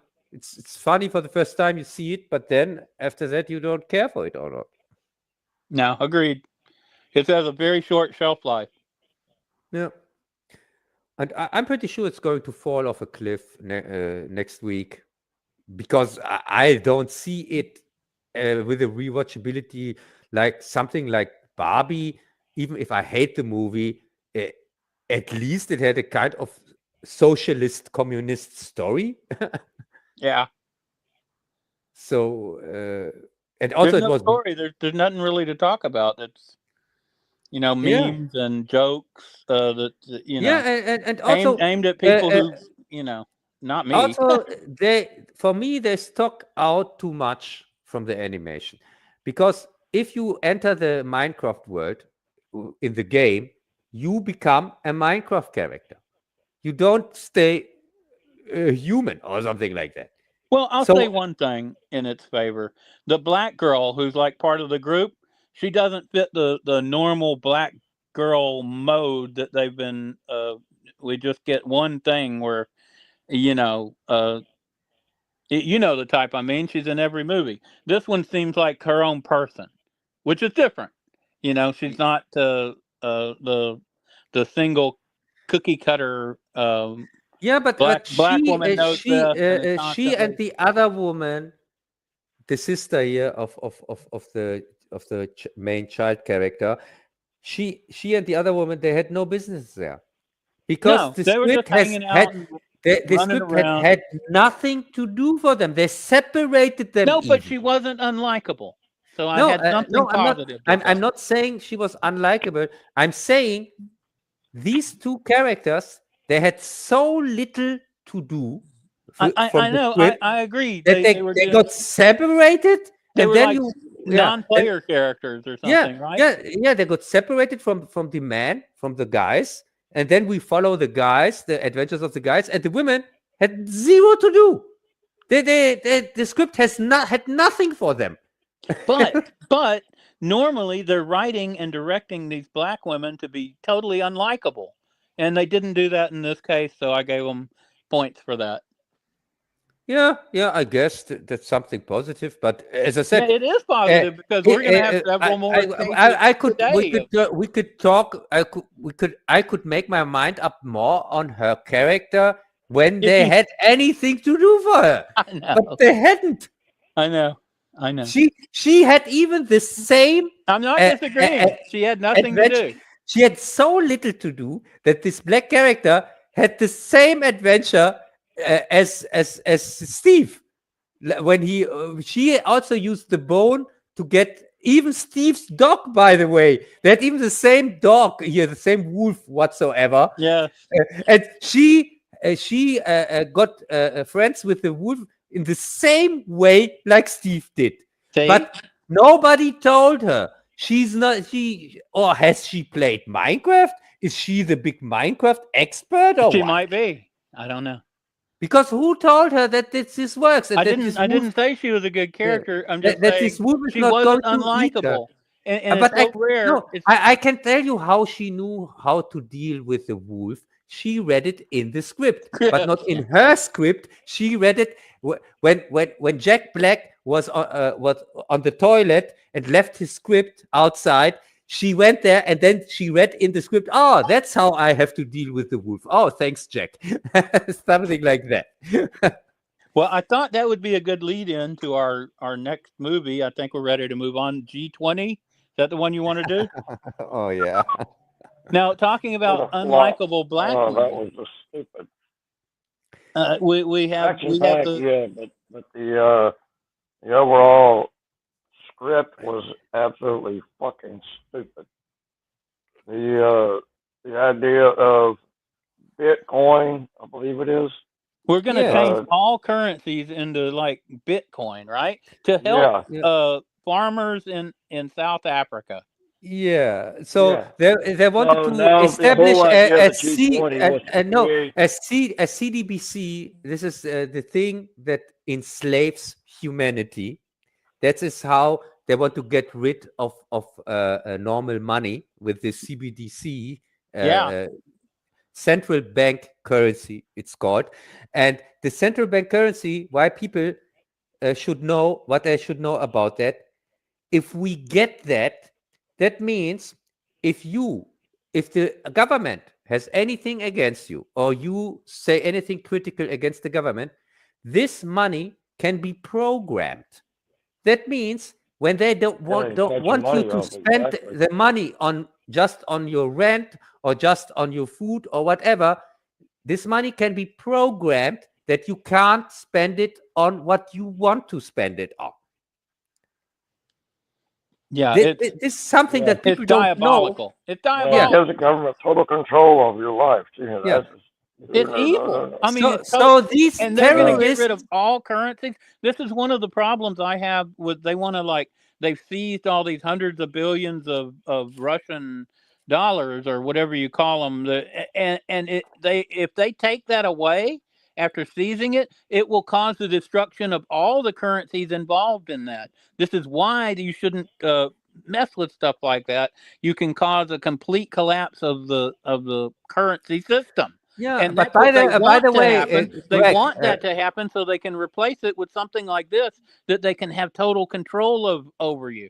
Yes, and also that people know it's really a good thing that I made myself aware of Bitcoin at the beginning of the year, if you can remember. I do remember. And now I exactly know how it works, and I'm a big fan of the Bitcoin, by the way. So I know what I'm talking about. when we are now talking, because Bitcoin plays a big part in this movie, in the story. And for starters, Bitcoin, the wallets from Bitcoin, they don't look like that, like you have seen in the movie, and they don't work like that, because when you see something like that, you see this big thing that is supposed to be a Bitcoin wallet where it displays how much worth it is. But Greg, this doesn't make any sense, because this wallet has to be constantly online. But the cold wallets are exactly made that these are called soft wallets that are constantly online. But people who have much more have Bitcoins and want to put them so that they don't get stolen, use cold wallets that are not the whole time connected to the internet. If you understand what I mean. This doesn't make any sense. This wallet that they showed us in the movie doesn't make any sense. Nobody would ever use something like that. Because a cold wallet is supposed to be exactly the opposite. That it doesn't display the whole time how much Bitcoin are in there and how much worth are there. If you understand what I mean. Yeah, I do. It's complete bullshit. And also that you have to kill somebody and then you get his wallet. This is not how Bitcoin wallets work. No, I would think not. Because I try to explain it for the audience that they understand. A Bitcoin wallet doesn't contain any Bitcoin. It's not where your Bitcoin are put. A Bitcoin wallet is just a window that shows you your Bitcoin in the blockchain. Your Bitcoin never leave the blockchain. But the wallet is just that you can prove these Bitcoin that are not in your wallet, that are still in the blockchain, are yours. So you don't need even a device for that. The only thing that a Bitcoin wallet, how it works, it has a 12 or 24 word password phrase. You call that phrase. It's made up from 12 words with the soft wallets and 24 words with the cold wallet. And then you can give it also a password yourself to open, even that you can even open it. But if you lose your wallet, you lose it, you can reinstate it anywhere with these 24 words and your passphrase. You don't need any hard device or something like that. That's not how this works, Greg, if you understand what I mean. Yeah, I got you. Yeah. In the movie, you get the stupid black president of the United States who is some, former military chick able to beat up. Yeah, the lead in the movie. So, Greg, this movie wanted to suggest that a Bitcoin wallet, is something like a wallet where something is in there, Bitcoins are in there, and also it shows the whole time it shows you how much it is worth, 70 million or whatever. It shows you on a display, and so it has to be connected the whole time to the internet, or what? How can it know how much it's worth? It doesn't make any sense, and that's how this system works. So the guy who wrote this screenplay has no idea how Bitcoin works, and also here cryptocurrency in general. And by the way, every cryptocurrency is a fraud. The only real one is just Bitcoin. I'm just saying that people know where I come from, and that I know what I'm talking about. And the reason for that, by the way, is that every cryptocurrency has a company behind it, or inventor or somebody, and you can make this company can make more of this currency. For example, here the one that Trump has put into his wallet for the state. Yeah, what is called. How in the world could you take all the currencies of the world and convert them together so that you can give farmers in Africa? Why can't you just send the farmers some regular gold, or why can't you just send them some help if they're having trouble? No, Greg, to continue that with the Bitcoin, the difference between every cryptocurrency and the Bitcoin is that the Bitcoin is limited to 21 million Bitcoins. These are all Bitcoins available ever, and there's no Bitcoin more ever, and nobody can make more Bitcoins. And they have now found 19.5 million are found, and the rest are mined. And the last Bitcoin is mined in the year 2140, so in over 100 years. Then the last Bitcoin gets found. That's just to explain people a little bit, that they know a little bit, understand how this works. Every other cryptocurrency is a fraud because it has not this limitation. It has not this even if it works within a blockchain and whatsoever. At the end, always the company that has created this thing, or the guy that has created this other currency, cryptocurrency, can make more of it if he wants to. And of course, when you make more of any currency, you devalue it. Every other currency is centralized. Crypto here, Bitcoin is the only decentralized one, because there is nobody who can make more Bitcoins, or who can mess with Bitcoin and so on. Because the movie's premise is insane. The movie's premise is to say the G20 and centralized currency from the states here, CDBCs are good, and Bitcoin is bad and also used by criminals. Not just Bitcoin, all cash. The American dollar is bad. They're getting rid of all cash. Yeah, also the cash, but all currency.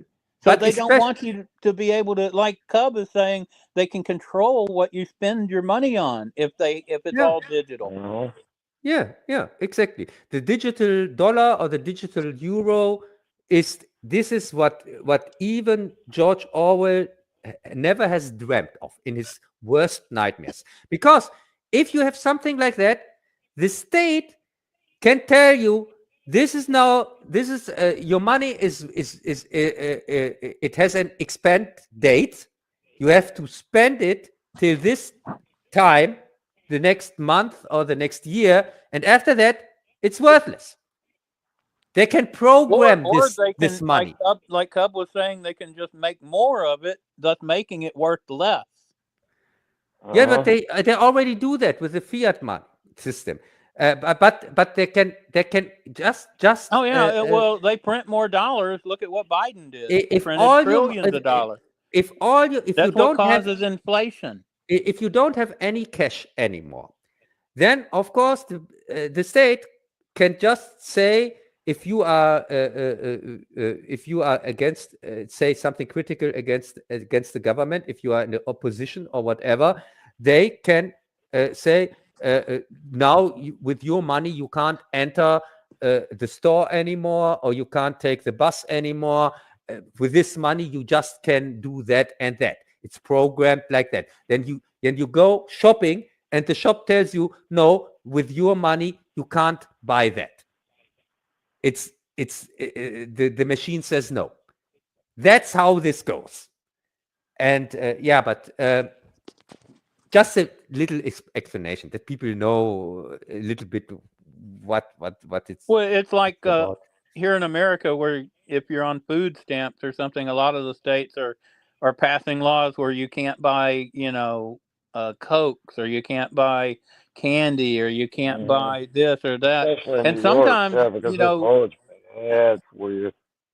right, it's something they consider bad for you. You can only buy the cheapest bread because, you know, the good stuff would be Yeah, and bad this is for you. censorship. This is censorship. Sorry, nobody can.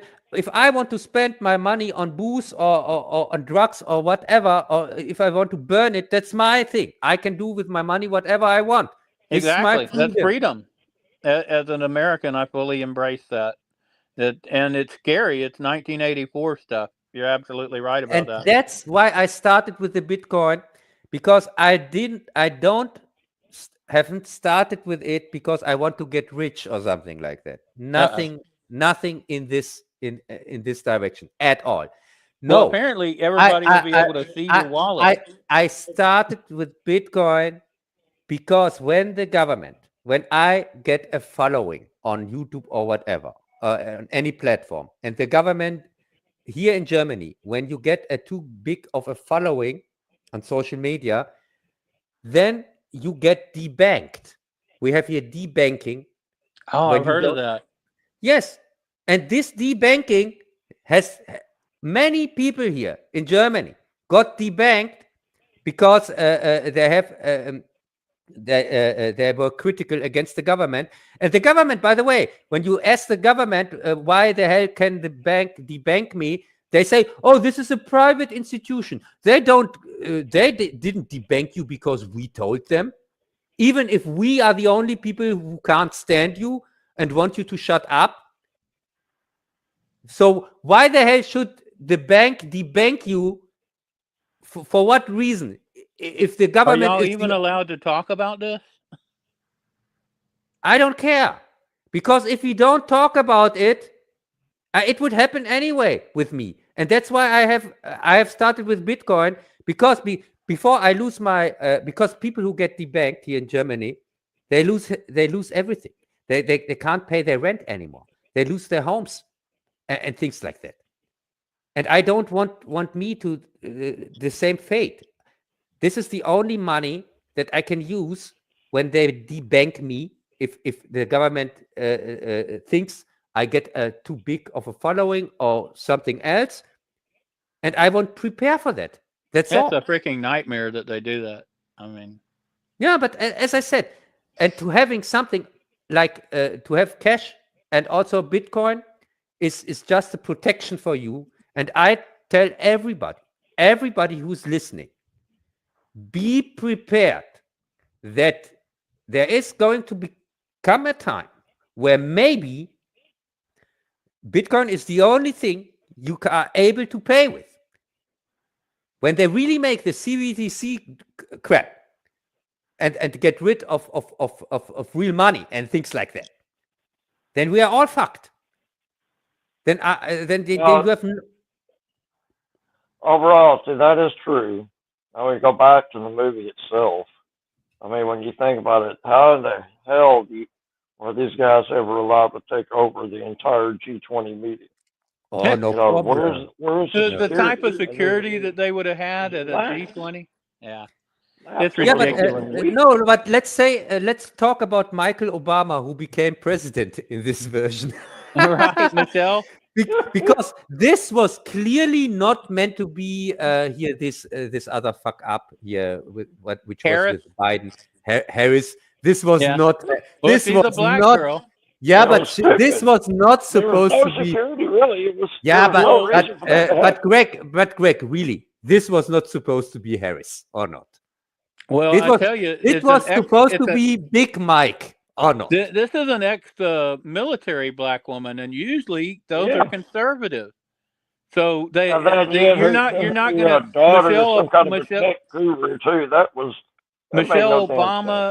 Michelle Obama or Harris. They don't have any military at all, and a lot of times, from everything I've seen, the black women who come out of the military are Republicans and conservatives. So I can't think of a single. I'm sure there are some, but I don't know of any. Greg, this was real. No, Greg, this was realistic, and I can tell you why. Because this black woman was in the military, but we get in the movie that she was a fraud. Yeah, that's right. She didn't He fight called like her out. a true Democrat. She was a coward and didn't fight and just went into this building to when she's after the fight, and then she got caught on camera, and they thought that she was a hero. Yeah, and she admitted to it that she was Yeah. a fraud. So she was. Yeah. This was realistic. This is typical Democrat or not? Yeah, I mean Tim Walz, who ran with Harris, all the veterans, whenever he goes anywhere, they boo him because he refused to deploy when it came to a war. You know, he was in the military and he hid from the war, so he's hated by veterans, just like you're saying. And of course, he's lost, and everywhere he went for decades, he told lies about his great military service. But he's constantly being called out by veterans for lying about That's it. right, John. Just exactly like you're talking about in the movie here. You're right, because they do call her out on it. And Greg, and you know, I'm not a fan of military, but No, I'm less fan of these pretenders who say that they are in the military or were in the military and then didn't fight. For me, these are cowards and frauds, and I can't stand them even more than I'm not a fan of the military, but these wannabes I hate even more. So yeah. They call it stolen glory. She was clearly a wannabe. Yeah, and she was. God, the fight scenes and everything. This was terrible. Writing. It was nothing. Wait a realistic. second. We then, saw. I mean, we the saw that world she leaders got, getting killed. You know, that didn't make a damn bit of sense. no. Wait a second. It was established that she's a really good fighter because we saw her in a training session. In one scene. Yeah. That was training. Yeah, so she of course she suddenly has the ability to fly a helicopter. Because her bodyguard trained with her and let her win, and that makes her clearly a superior fighter, or not? Yeah. No. No, but at least they tried to show him training. It was so ridiculous. The scene in the elevator where she like jumps down that tiny hole and takes him out. There's no way. She didn't jump down. She falls down. Normally she would have broken her leg or something like that. Right. Because she didn't jump down. Right on weights in there that will kill you. You know, those calories. It's such a small opening. And she's got a huge butt. She would have got stuck in that opening. Yeah, but no, Greg. And at the end of the movie with that helicopter, did you notice she's trying to fly that helicopter Greg, off? I don't understand. You are confusing here something, but they made it clear. Didn't you get that she had to be a good guy because she was diverse?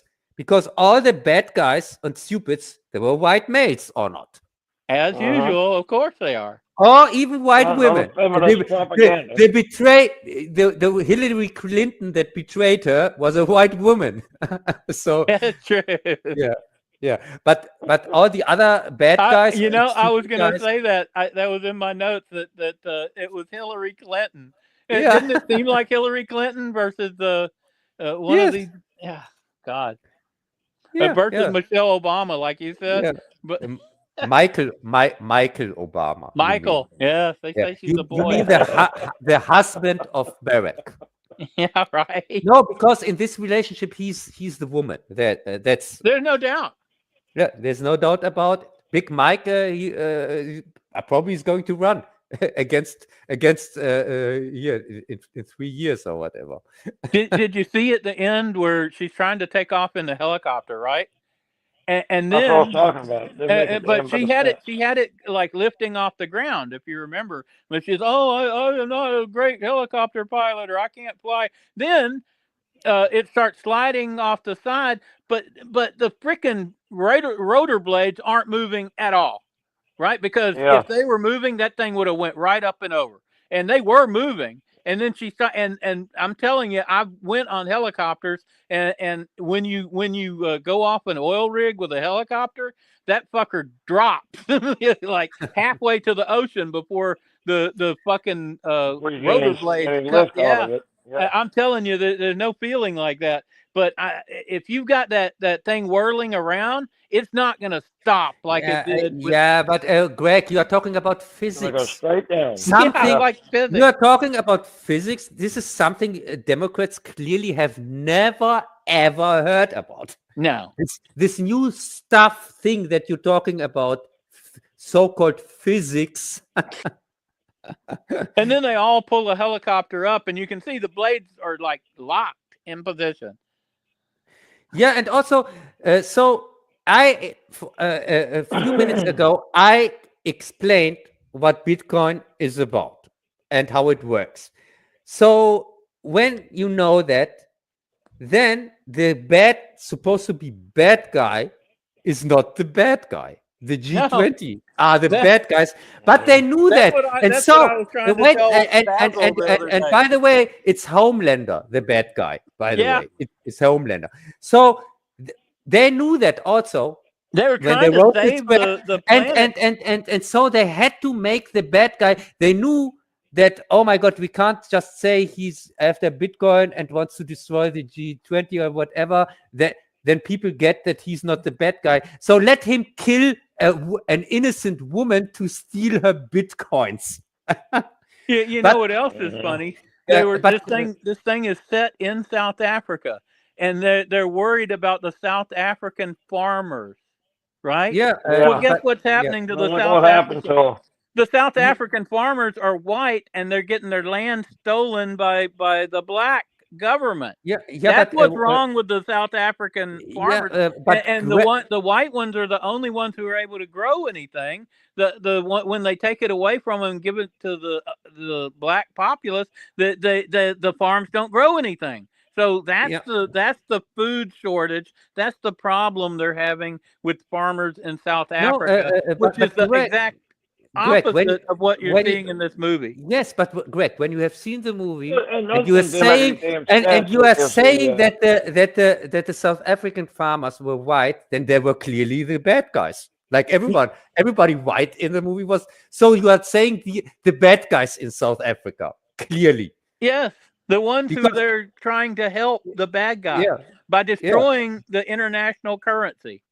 And the only reason that they can't grow stuff is because the government has taken their land and given it to people who don't farm. Yeah, and by the way, as I said, if you want to steal Bitcoin from somebody, you don't steal his wallet, because the wallet is worthless. The only thing that is worth something are the passphrases. So without them, to reinstall the wallet, and also the passphrase to open it. Without these passphrases are the only thing that are worth something. The wallet itself, even if it's a hard case or whatever, this doesn't work. It isn't worth shit without them. So when they showed the wallet, they showed him taking the money. Yeah, but when he killed, you're saying they were wrong in their screenwriting? No, but Greg, when he killed this woman, so. Has she given him, before he killed her, all her passphrases? That's what must have been on that card or whatever. Remember the one that she threw in the air and then it fell off the building at the end? Yeah. No, that is supposed to be the wallet, because they think that the cold wallet. That's the whole movie. No, but in the opening scene. By the way, a real cold wallet. There are cold wallets like USB sticks, but they are just that, Greg. They are not bigger than a USB stick, because they don't have to be bigger than that. Because, as I said, the wallet is empty anyway. There's nothing. The wallet is worthless. The only thing that is worth something are just the passphrases. So you don't need the wallet even. So this how it was shown to us is so stupid. But the whole movie sucks. Yeah, absolutely. What's the next one on the list, Cub? No, that was all the movies, because now we are getting to TV. Or not? or is there another movie we have forgotten? I think that's it for the movies. Oh, we're separating on movies and TV now, huh? Yes. Now we are separating. This here. is very Now- German. Yes, this is becomes more and more a real Efficient. German stream. German efficiency, huh? Yeah, German superiority or what you call it. You like to group things together, don't you? You are in the wrong group. Get over there. Yeah. So, so which one of the TV shows did you pick first? Severance? Yeah, let's talk a little bit about Severance. Have you all seen the final episode of Yeah, season 2? I saw it. Man, I was really disappointed in the second season. You know, I really liked the first season, as I told you, and I went over all the reasons why. The second season, especially the parts where his female boss, who got in trouble at the end of the last year, every time she has a scene, she's just so bad, and it makes no sense. I considered it was very boring. The contrived nature of his girlfriend now being the daughter of the owner, the founder of the company, the writing in general, I just felt it was highly flawed. I watched also, the final episode with Bazzil, and he just hated it. The one thing he did, and also his wife became the key to everything. The reason this whole project exists. It's just about his wife. Right, just about her. But why? It made no sense. What is so special about her? Why had she been rewritten? Or why do they go to all this trouble to fake an accident or whatever? For what? I don't understand. I don't understand either. I watched it with Bazzil. We rewound it and watched it again. And it still made no freaking sense. We did like the song "Windmills of Your Mind." Yeah, but what? That's all I got. Other than that, the finale was horrible. The second season was a total letdown. It was boring, contrived. It just had so many problems. I mean, the scene out in the park. Just so many things that. Yeah, and also he was not only that. He was fighting.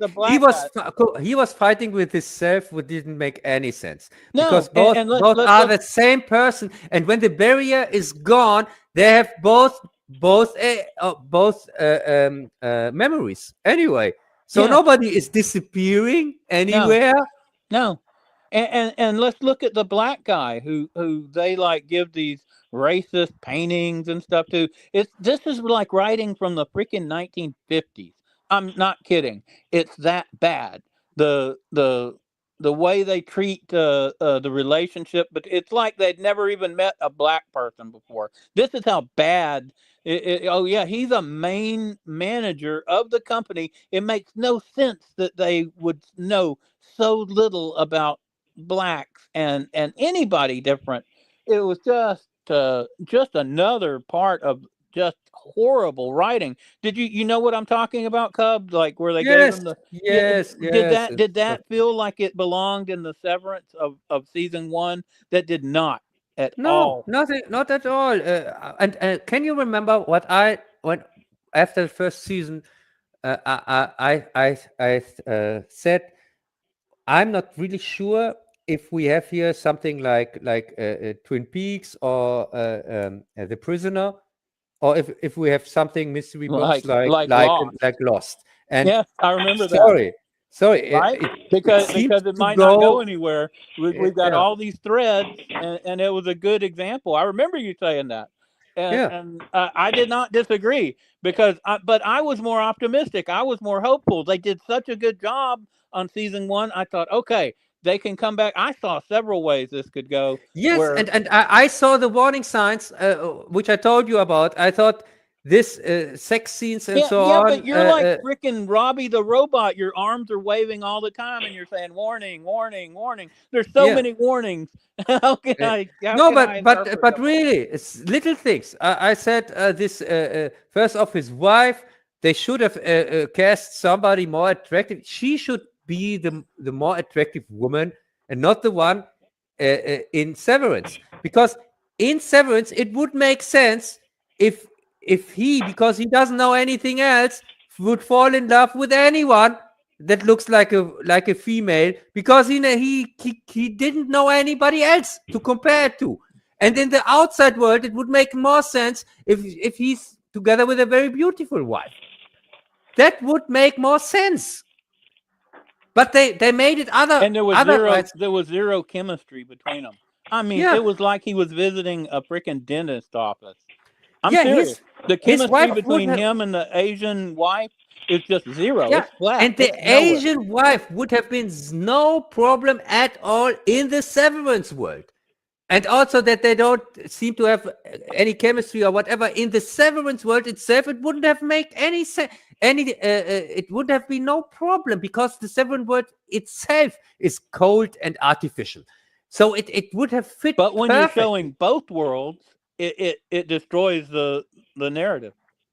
Yeah. Because it doesn't fit. It doesn't work. Yeah, and then as I said, I got this feeling. Oh my God, this goes in the wrong direction. Mystery box and things that don't make any sense whatsoever. You were right. And yeah, seems like so. Unfortunately, I mean, we just watched a totally. What do you think about it, Bazzil? Did it let you down? Was it freaking boring? What did you think?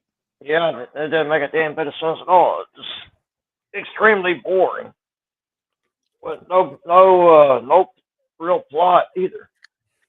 Yeah, because his Severance innie or whatever, first he wanted to get out of this thing and wanted more like a normal human, and then he gets the chance, and then he sticks to his life, and it's all I got whatsoever, which makes no sense at all.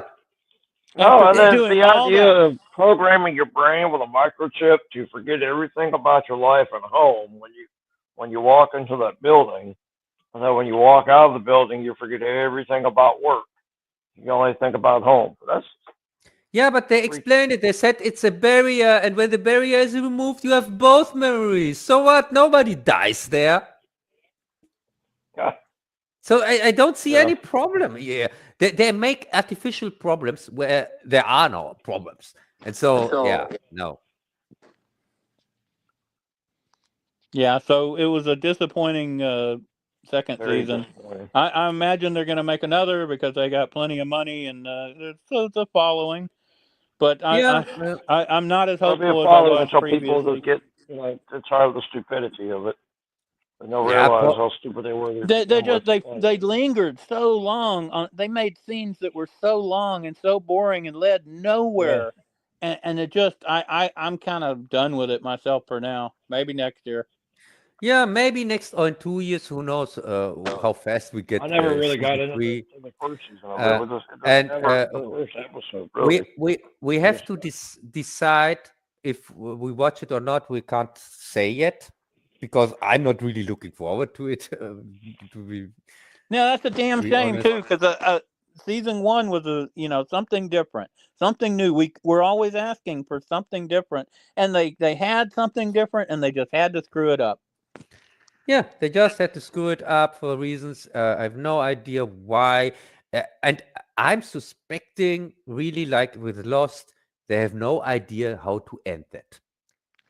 I think they don't have good writers nowadays. These people have no life experience. I think they're making no imagination. I think they're making it up as they go along, exactly like with Lost. They have I think you're right. Intention to give an explanation or something like that. Didn't it kind of feel like as each week ended that they didn't know what the hell they were doing? They were just it's kind of like they didn't know, and so it just ended without us learning anything, and then the whole season ended the same way. We never did learn anything, just like a freaking Lost episode. You're right. It's very reminiscent now that I think of it. Yeah, but whatever. Let's go on. The next disappointment, Daredevil season. Daredevil. Let's go to Bazzil. What did you think about Bazzil? What did you think about Daredevil, Bazzil? Daredevil, boring again. That was stupid, really. I mean, the idea of a blind superhero or semi-blind superhero, fucking fighting And a against lawyer. some Don't forget a lawyer. Yeah, A lot of legal stuff this year. Leslie has a very expensive high-end law firm that hires only the the best of clients. Whatever. Yeah. Well, Daredevil did not do well in the ratings. Yeah. Let's go there first. I mean, First off, let's explain. Daredevil is normally a Netflix series, and it ended 7 years ago with season 3. it was a popular series on Netflix. And I I enjoyed liked it, and I liked it. The first series is okay. I'll give it that. The first series, the first couple episodes were pretty good. Lots of action, but then it lost track. back the Especially original. He got tangled up in the stupid bitch he was in love with. I understand you're talking about the original seasons of Daredevil there, Bazzil. But the Netflix ones, 14 this years. is the Born Again. I'm talking about the one we just saw. Right. Well, when they killed off two of the main characters to start the first episode, I thought they destroyed the heart of the series.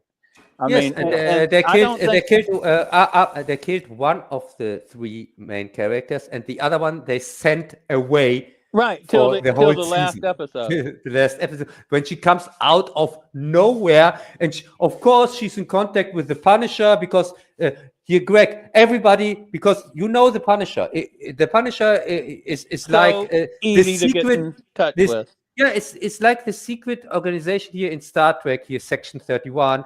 You have visit cards and posters and bureau and badges and whatsoever. So you can just look him up in the telephone book or not. The Punisher. It's so easy. Yeah, and she just happens to show up right as they're walking out of this big fight. That's perfect timing. But basically, they wrote her out of the series, and they wrote Froggy out of the series because, okay, let's look at it. You've got a popular Netflix series. You've got no fewer than 1, 2, 3, 4 white people who are the leads of the series. And immediately upon it moving to Disney, they eliminate 2 of them. One of them dead within 5 minutes. The other one is out of the scene. And these were the heart of the freaking series. This is why people, I guarantee you, people went to watch this, and just like me, they turned it off after that. Yeah, but Greg, you don't know that Foggy, he's supposed to be not to be dead, by the way. He comes, because in the next season, in season 5, he comes back. Well, I don't know that. Is that true? Yes. Well, there you go. They still managed to, and you don't think they're going to kill him off immediately at the beginning? So you notice what they, and let's talk about screen time. I don't know. The screen time was replaced by what? 2 black women. And the black women could come out of the exact mold of all these others. Like let's look at hell, any of these recent ones. Yeah, but the psychiatrist makes completely sense that she gets saved by Daredevil, but then says, no. They're both criminals or whatever. They were just for themselves there. I saved myself. Whatsoever. Yeah, she saved herself, and they were just boys. It's an anti-male rant, right? And because this guy wanted to kill her in a horrible way. He would have without Daredevil, and she totally knew exactly that now she's fucked, that he's going to take her blood and make his art. And so in this situation, when anybody would come to save my life, in this situation, I would be thankful as hell. And not. But was she thankful in any way? No, she was totally against him. She ranked him exactly the same as the one who was trying to kill her. She said they were exactly the same. Yeah, and so this is an unbelievable character. Sorry. I'm just saying, when they got rid of Froggy and the girlfriend, okay, you had 4 white leads, and they brought in the black girl at the law firm, and then the other black Hey, girl. who wait a was second. the She was chief of- good. She was good friends with Froggy. Even we never have heard anything about her in no, 3 right. seasons. right? So so that's where your screen time went, and they acted, and that's what I was saying about the girl in Minecraft. At least she wasn't the same freaking cookie cutter black woman that we're getting in all our other shows. Like, let's just go with Day of the Jackal, the series.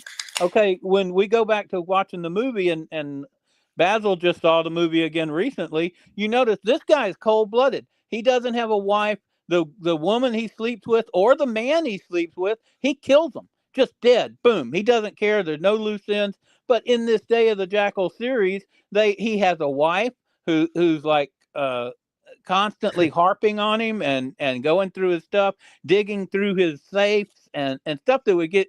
He can see her doing it on his hidden cameras, and she's got her boyfriend with her, and of course, there's another the black woman who is also after him, who goes around torturing and killing people. She's a British police officer, and yet she holds people without trial, and she murders them, or they die in jail. And of course, she covers it up and says, anyway, that's 2 of them. And then they have another woman assigned by the people who take out the hit on this Elon Musk character. They have a woman who is constantly with the Jackal. Apparently, he gets to have a babysitter, a wife, and this woman who's after him constantly, who's an evil British police officer. They insert 3 of them, 1 Asian and 2 black women.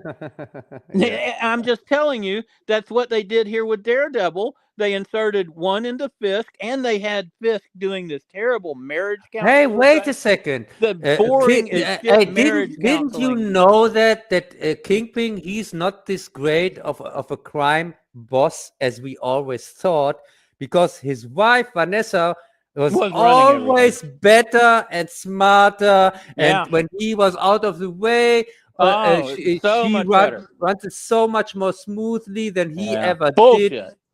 Yeah, that's the typical Kingpin we know from the comic books, and we know from season 1 to 3, but because that's exactly Kingpin. Yeah, sure.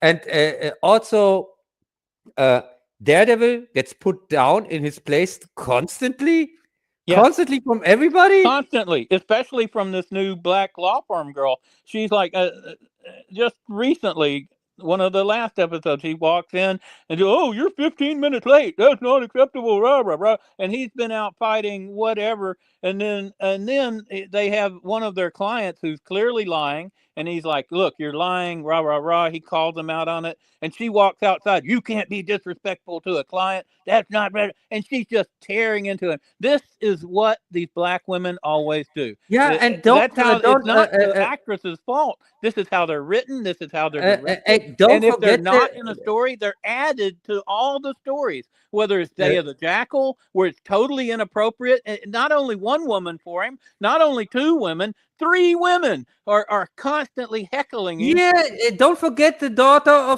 of this hero. We never saw anything from his hero-ness here at the start in the first episodes. This white tiger, Puma man whatsoever, who had this Puma man. yeah. He was like Puma man, wasn't he? He was Puma, but Puma man was much cooler than he was. You're talking about the guy he got spraying, and then the Punisher cop. We haven't even mentioned the Punisher cops. Yeah, wait a sec. This white tiger, Puma man, is exactly like Puma Man, because how does Puma Man gets his power? He has his magic belt or something like that. It's a belt. Yeah, and White Tiger, he has a magic bracelet, or what you call it, Greg? Yeah, I can hear you. Yeah, I was letting you speak. Amulet. He has a magic amulet. So it's exactly like Puma Man, but Puma Man doesn't. Puma Man, he does heroic stuff in his movie, and also you couldn't walk. He does it badly, but yes. Yeah, you couldn't just walk up to him and shoot him. Puma Man, this is not possible with Puma Man. Even with this cheap, crappy movie. But this white tiger guy, he just walks down the street. And so I don't understand. His superpowers, what are they exactly? What is this amulet exactly doing for him? It clearly doesn't protect him from from bullets. That's for sure. I didn't know if that was just like in his mind. Was it did it actually have powers? I don't know. They used it even in court. And that was also a thing. They used it to say, oh, he didn't have his magic amulet, so he was clearly not White Tiger in the moment when he got attacked here, when he was attacking the train deal. Yeah, and they use it as this is also so stupid. So you in court, you go to you use a magic amulet as defense strategy. I didn't even understand why the cops were attacking him. And Greg, can you remember another series, the only other series in the MCU that used magic as a defense in court? That was She-Hulk. Yeah, She-Hulk. These were the She-Hulk. These were the She-Hulk episodes that were in the vein of She-Hulk. This wasn't supposed to be serious. That's why they are talking about magic amulets. No other reviewer ever brought that up. How stupid that is. Because in Daredevil, something like that never happens ever. That Matt Murdock would mention magic or something like that in court. Because it's not a comedy. It's supposed to be serious. Oh yeah, and you've got what the serial killer roaming the frickin' streets, painting with people's blood. So you can't say this isn't a serious adaptation, right? Yeah, Muse. It's supposed to be Muse, but it's nothing like the Muse in the comics. Because the Muse in the comics, and I know that from Gary, here from Nerdrotic, he's supposed to be a serious enemy for Daredevil because Daredevil can't sense him. And this would really and also has superpowers. This would really have made up a really threatening enemy. But this Muse guy was just a regular guy, I guess. I don't know. Because I thought it was really ridiculous how when the cops who are decked out in all this Punisher gear, their bullets have Punisher logos on them. They actually meet the Punisher and they instantly try to kill him. Greg, not one of them has any, doubt about. Yeah, but wearing his stuff. This is supposed to be your hero, and not one of you says, "Hey, this is the Punisher." Right? Shouldn't at least one or two of them? What the hell? This secretly acting cops, like in Magnum Force, here from Dirty Harry. Yeah, that's my favorite Dirty Harry movie. Yeah, but these cops are supposed to be like that, secretly acting with this, pretending they are the Punisher whatsoever. But how does it make sense if you are wearing the secretly emblem? You're wearing Punisher t-shirt and also having a tattoo? Every one of them has a tattoo. So yeah, it made no sense at all. They could directly put a bad guy on the tattoo directly. you're so in favor of this guy that you've got tattoos of him, and yet when you meet him, you try to kill him because. Yeah, but these tattoo, you wouldn't have this tattoo somewhere where anybody can see it. No, they absolutely could not have a tattoo because it would incriminate them. Yeah. Because when somebody sees this tattoo on you, you are fucked. Then he thinks you are the Punisher, and the Punisher is still true. He's still a vigilante. As odd There's supposed to be, so much behind this guy, and when they meet him, they try to kill him without a thought, without a word, without, hey, this is the Punisher. Nothing. They all act as stupid robots, all as one, and that's terrible writing. Yeah, but wait a second. If they were all women, but they would not. the Punisher has also a super duper plan. He goes just up to them to get captured and beaten. Yeah, he ends up the series in the jail cell at Fisk's house. Yeah, but what was exactly his plan? The cops could easily have killed him if they wanted to. Maybe he was trying to get killed. Yeah, that's his plan. Maybe. I don't know. There was nothing he could have done. There was no way to win in that scenario, So yeah, but that's not the Punisher. Sorry. No, Punisher would never act that way. Never, ever. Doesn't make any sense. None of it made sense. The stupid. It was. And also, Vanessa would never ever betray the Kingpin. That does make also not. No, because absolutely not. And the whole marriage counseling thing made no sense. That was a betrayal of what we saw in all the. This was just ripping off The Sopranos.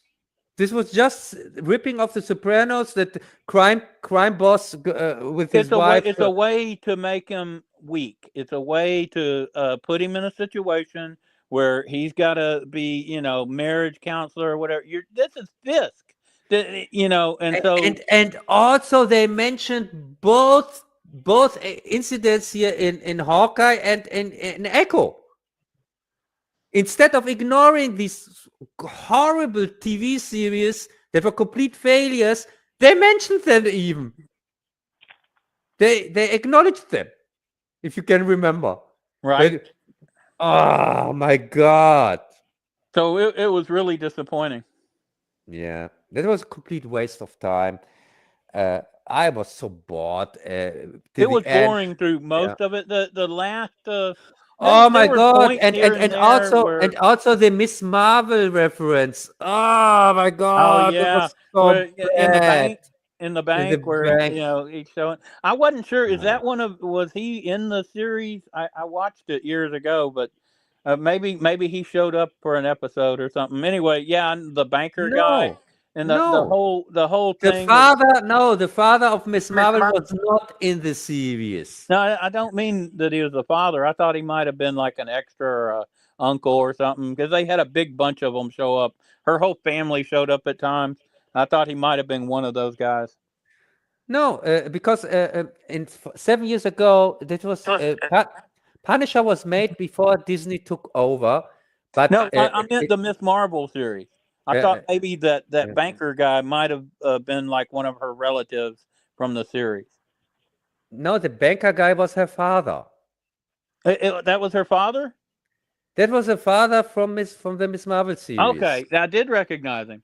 You said it wasn't him. That's what I thought you said. No, I thought you mean if he had appeared already in the Daredevil series. I thought it was her father from the series. So okay. And then I was thinking, I know I saw him, so maybe he was in there as an uncle, or I don't know. But yeah, it wasn't a terrible series. It was just bad. I mean, compared to She-Hulk, terrible. Compared to She-Hulk, I mean, it was. But they did all kinds of disrespectful stuff with the Muslims.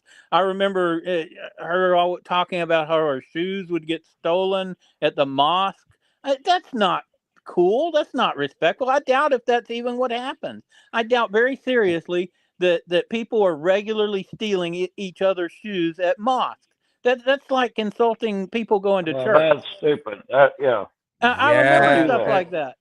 That's from the Miss Marvel series. I remember. Greg, the thing is, these writers have no idea what they are talking about, and they don't want to offend anybody. So they came up with something where they thought it's harmless whatsoever, because they had to say something, and so they came up with this stupid nonsense. But this Muslim superhero whatsoever is it doesn't make any sense.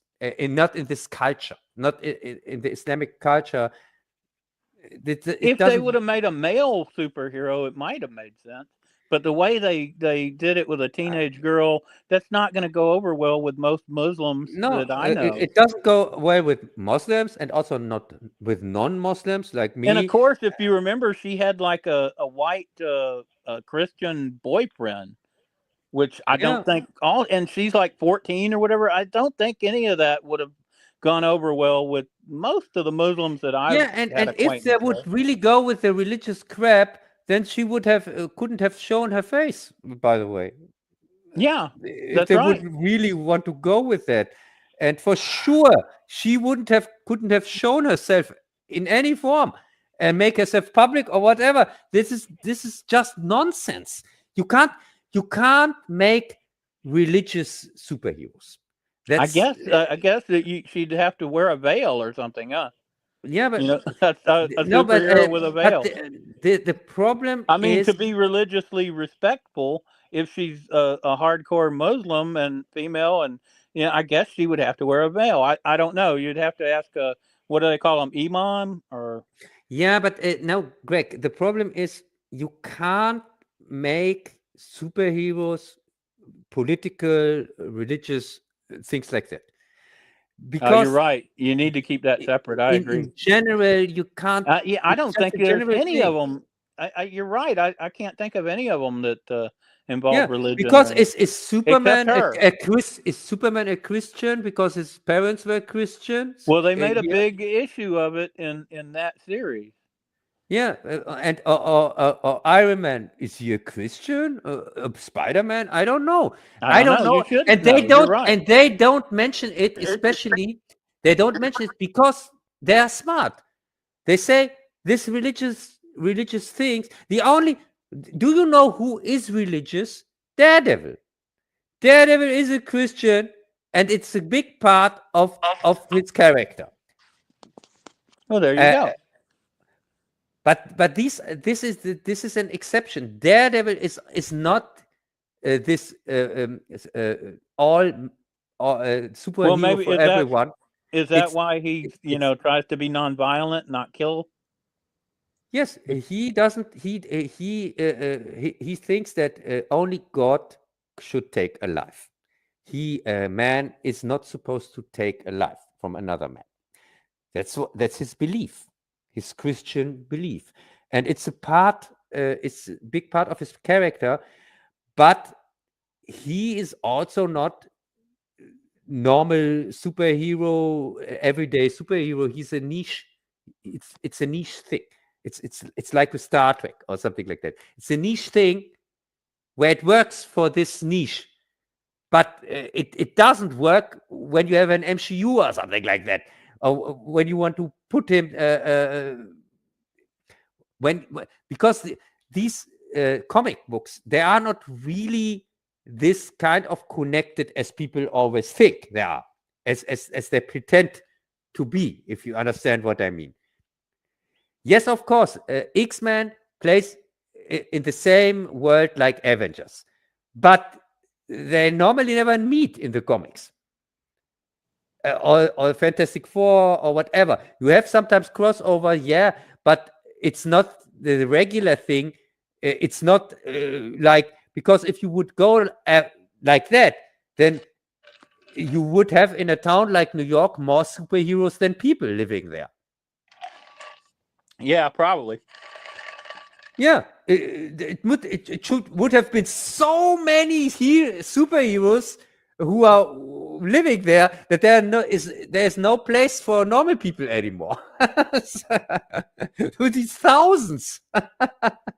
So you're saying in the next season they're going to bring Froggy back? We might have like at least the old team back together. I think a big part of why this season was so bad. I mean, it didn't show up on the ratings at all. Greg, if you can remember, the guy who killed him, who supposedly killed him, what's his name? Bullseye. Yeah. This was Bullseye was the same guy who shot him in the last episode he broke out, right? Because Daredevil like slammed his face against the table, and then he was able to kill the doctor. So he used that as a way to escape. Yeah, that was the same guy, right? Bullseye. Yeah, but it didn't make any sense because Bullseye. I didn't say it made any sense. I was just, he can't spit like Superman or something like that. So if he has a teeth in his mouth and he spits the teeth to somebody, he can't spit as hard that somebody right, that is going to penetrate their skin. I know. Yeah, they should have. I didn't say it made any sense how he escaped. I was just saying that they let him out at the end of the episode, which shows that Punisher was right to try and kill off these freaking people instead of letting the legal system, which is, rigged, deal with them. Yeah, but what I wanted to say, Bullseye constantly was talking to Matt or to Daredevil, whatever, telling him like he has an information for him. If you can remember the whole season, it seems like that Bullseye has an information for him, and the thing is, I guess the information is that Foggy is not dead. How in the hell could that be? They didn't bury him? No, it can't be, because what we saw was that he was killed.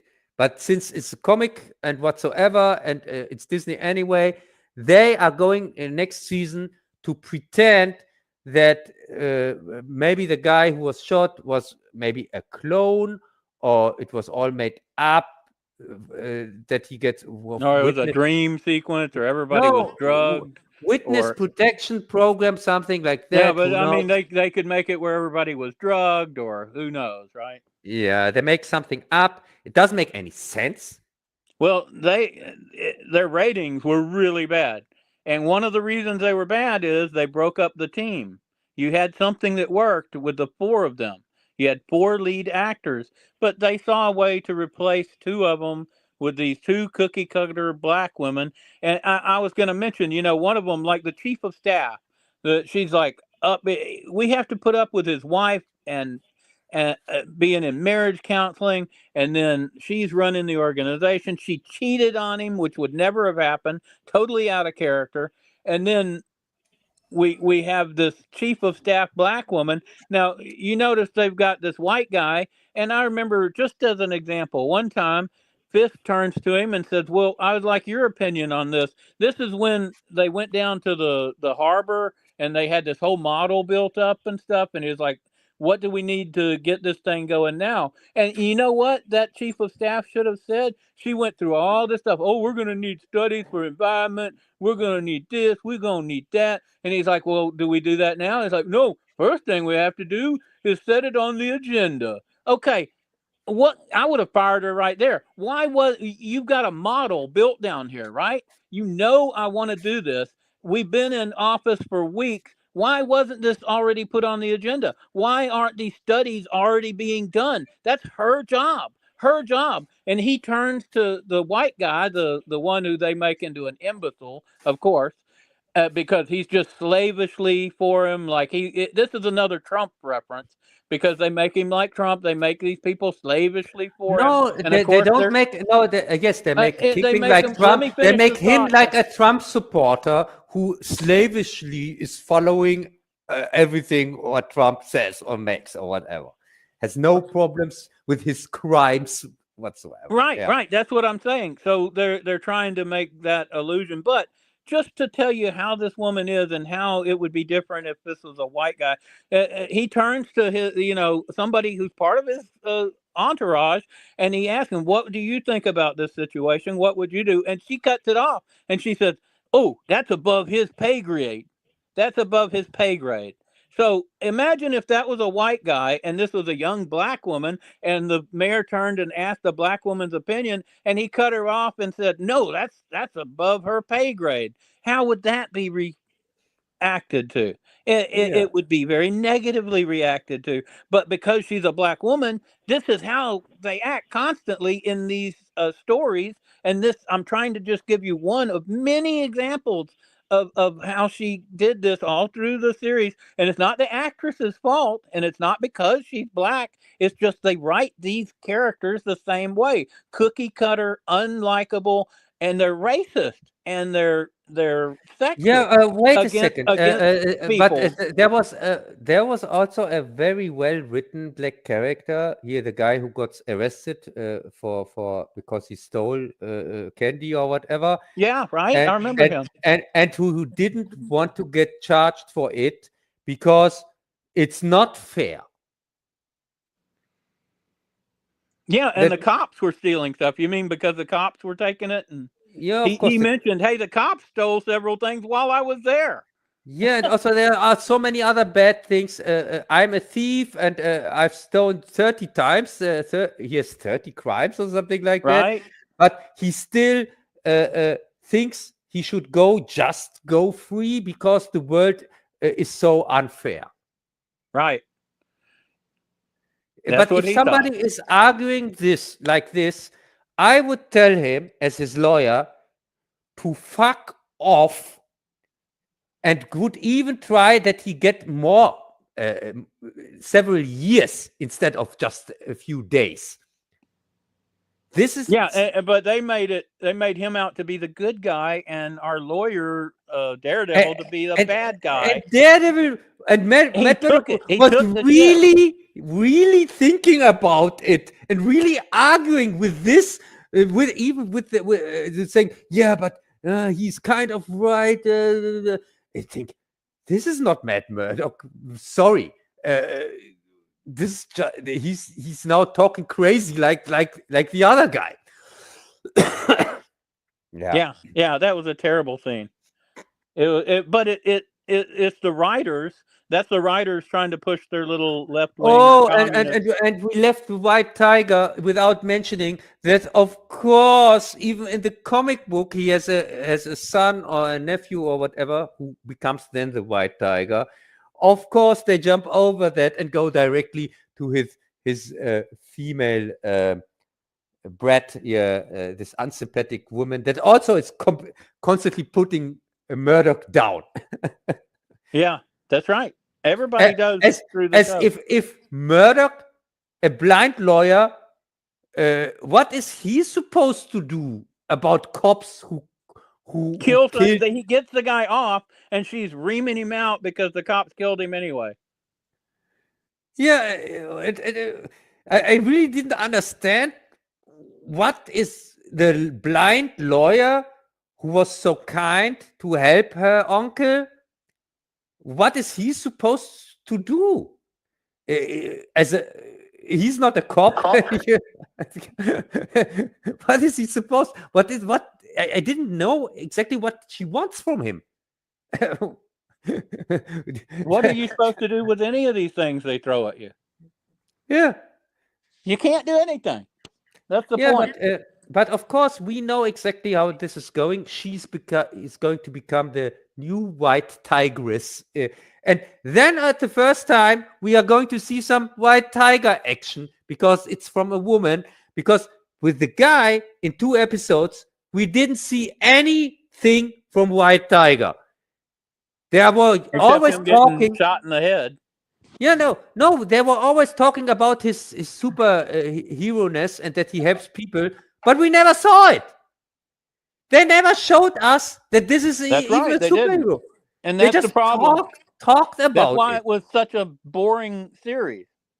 Yeah, the only thing that we saw was a stupid guy, a stupid fuck in a Puma Man dress that walks along the street and gets shot. So that's the only thing that we saw from this superhero. Yeah. I think that's enough for that, right?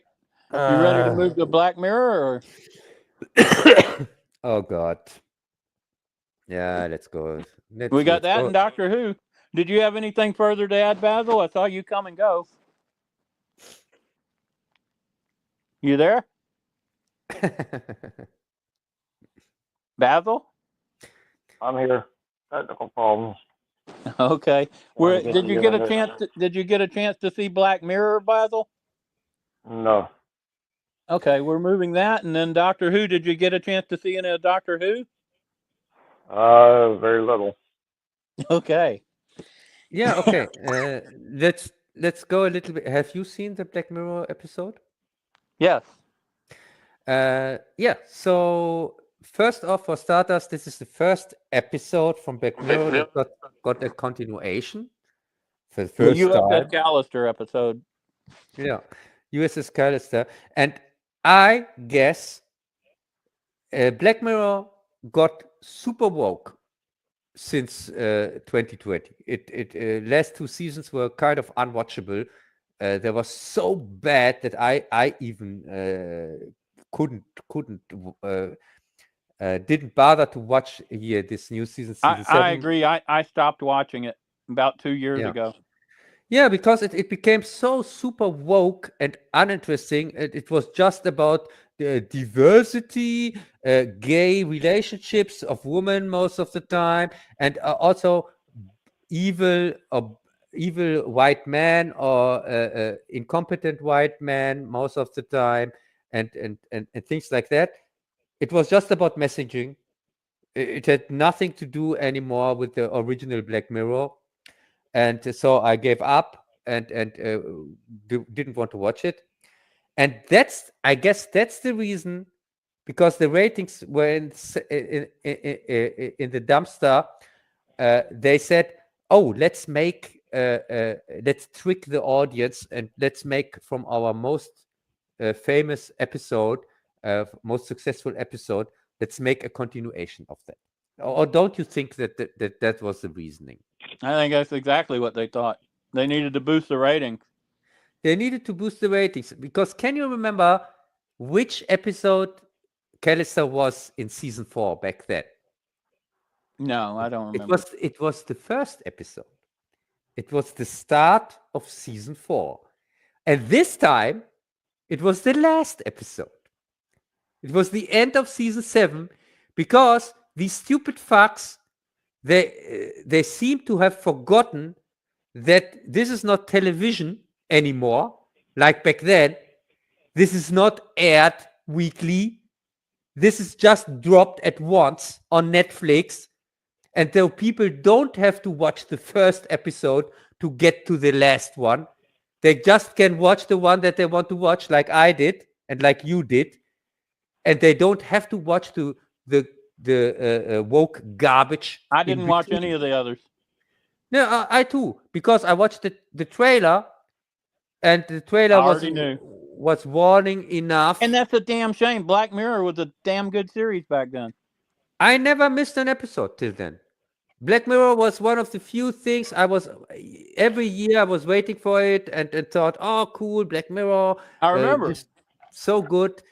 I even talked about it in some of my reviews.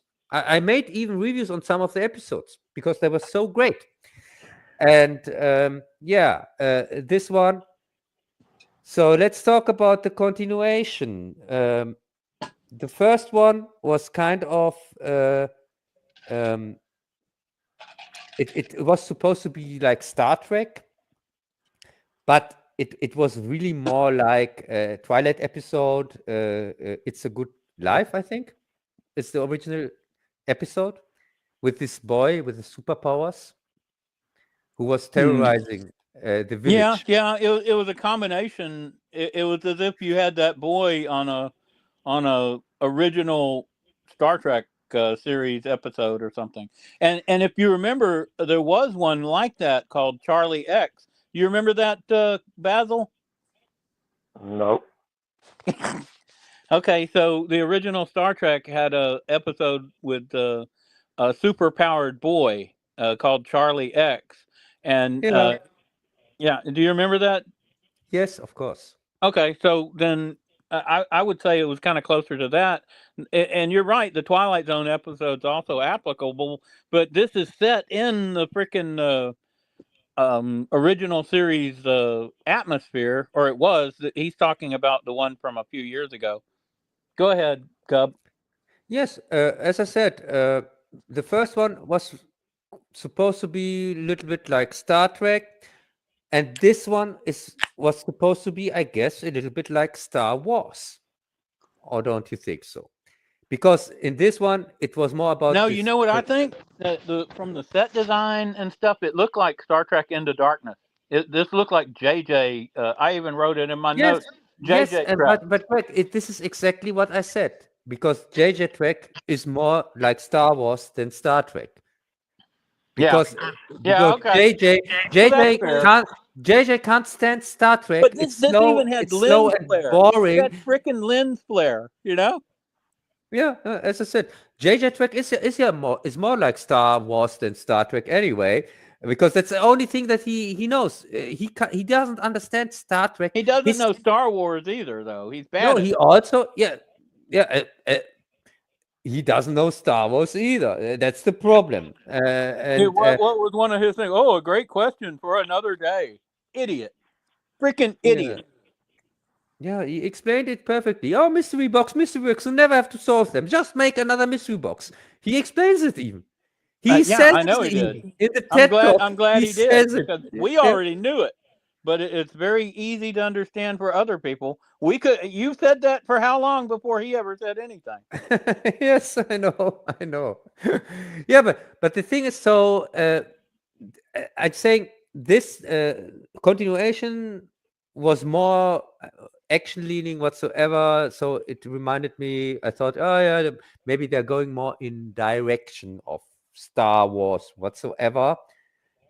But of course, still in the so-called supposed Star Trek setting, in this infinity world, which is online game player whatsoever, where they had to rate and also like in new Star Wars, now they need money and credits, and that's why the reason why they have to rate people to get the credits or whatever from them. You know what I think that is? That's a reference to the pay per play that these new games do, where people pay to beat you and stuff like that.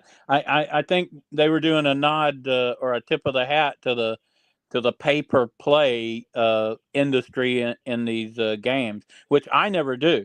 I don't pay to play or nothing like that. Yeah, me the same. I played always games for free. And by the way, Dr. Or Orloff, you bought a gaming system and you played that game.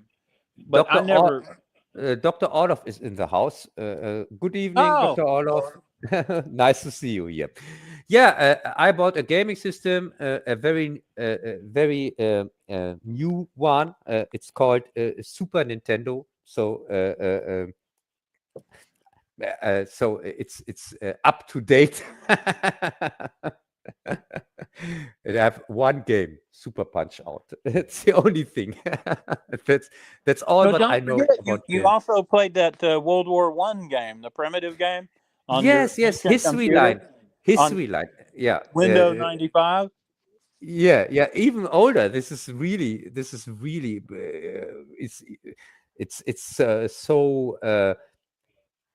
Yeah, but this is all what I know from games and so on.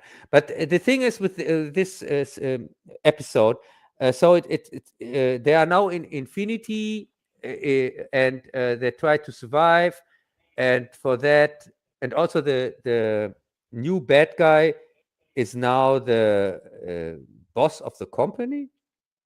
Yeah, the same guy who got put into the program by whatever his name, the original captain. The only character that really got an arc, besides the main character, that had an arc, and at the end even said apologized what he did to the bad guy here, and he went through an arc which I really liked. And he died at the end of the last episode. But now we know that he didn't die. Just to let people know, his character in real life, he had like those whatever you call it that taps directly into your neural deal over his eyes, and so when he died in the game, he died in reality. Yes, he died in reality, and that's cool. but the boss, he was reborn on a new planet and lived there. But they didn't know that. They find him later in the episode, and the real boss is now the new bad guy, kind of, and comes into the game with the real, from the main actress, with the real life form from her, and the boss wants to kill everybody because we now get, and now it doesn't make any sense anymore, that the boss is behind the cloning thing from the first. Yeah, he actually cloned the captain of the original one, and that's how we have him back in this episode, because he's been using him as like slave labor, and they've got a reporter. They've got a reporter from like the New York Times or whatever they call it, trying to do the story. He ends up at the end. They end up arresting a bunch of people. But go ahead, Cub. Yeah, so he's now he's kind of the heart of the game, but it's with his will. So the bad guy died in the last episode, but a clone of him is still alive, or what you want to call it, in the game, and is kind of the heart of the game. It's definitely the heart of the game. It's almost like a creator or a godlike being within the game, but he's trapped and he's alone. Yeah, he's trapped, he's alone, and when they meet first time, he acts really like a Star Trek fan, because he gives our main character, he gives her the opportunity to escape, because in the same time, in the real world, her real self gets hit by a car and is in a coma. Hit by the script. Yeah.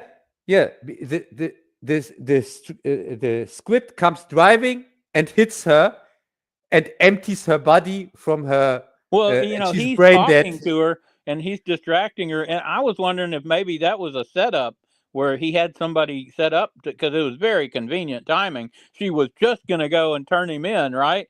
And he drives her right into that deal. I mean, if Cub drove me into that position and I got hit by a car, I would really suspect Cub of being behind it. No, but we see that the boss himself is surprised by the hit. Right. He didn't see it coming either. So I'm sure Cub would be surprised as well. No, I'm so surprised. He didn't see it coming either, because even if it was a complete empty street where you could watch miles in every direction. Yeah, there's nobody anywhere.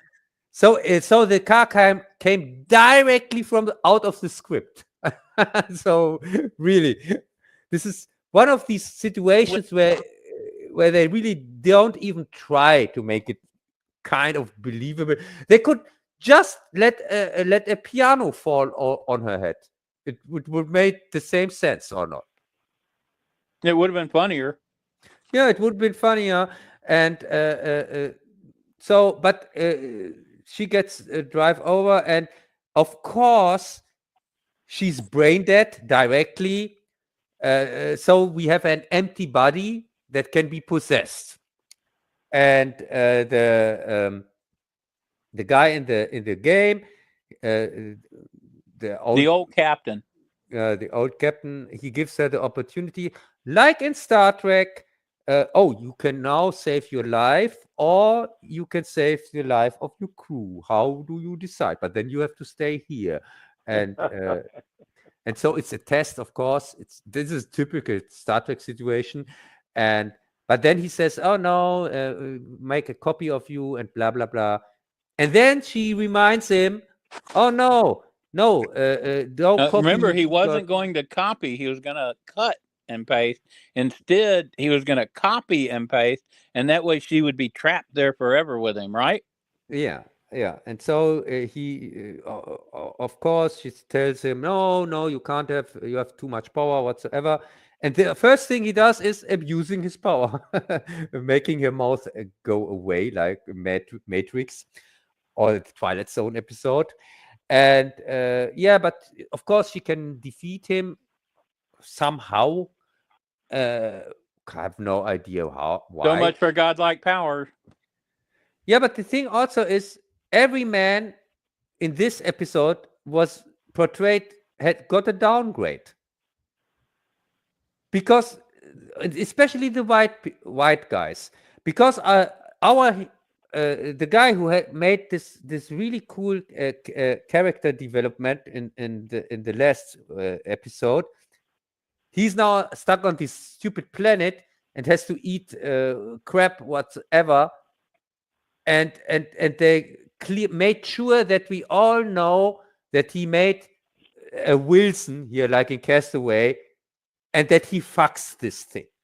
Right, it's got the big hole in the back. Yeah, that was to humiliate. Yeah. So I don't yeah, and I don't understand. I understand. This is scary movie, a scary movie scene. This has nothing. This was completely out of place here.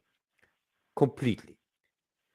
Well, they wanted to humiliate him, and that's how that's their little inside joke. Yes, because his character became so sympathetic at the end of the last episode where he died, and also he became really like a true somebody who could lead the team. And you absolutely can't have that, can you? Yeah, but you can't have that. So you have to make sure that nobody ever questions that the woman in charge stays the woman in charge. Oh yeah, that's why he has to be humiliated. Yeah, and that's why he also on the bridge had to walk around with naked ass, that somebody reminds him. And also he was acting like a complete crazy guy for no reason. And then somebody had to remind him, put some trousers on. Yeah. And after that, he was also useless the whole time. Because everybody, he had to be told by the women that, so you know the code whatsoever? He knew everything. He knew the whole story. That the boss, he was the boss, and he knew that there is another version of your Captain So-and-so. He knew it the whole time. Yeah, exactly. And wouldn't this information come up very handy in the last episode? If you knew everything. Yeah, it would have been very handy, wouldn't it? Yeah. So just bad writing.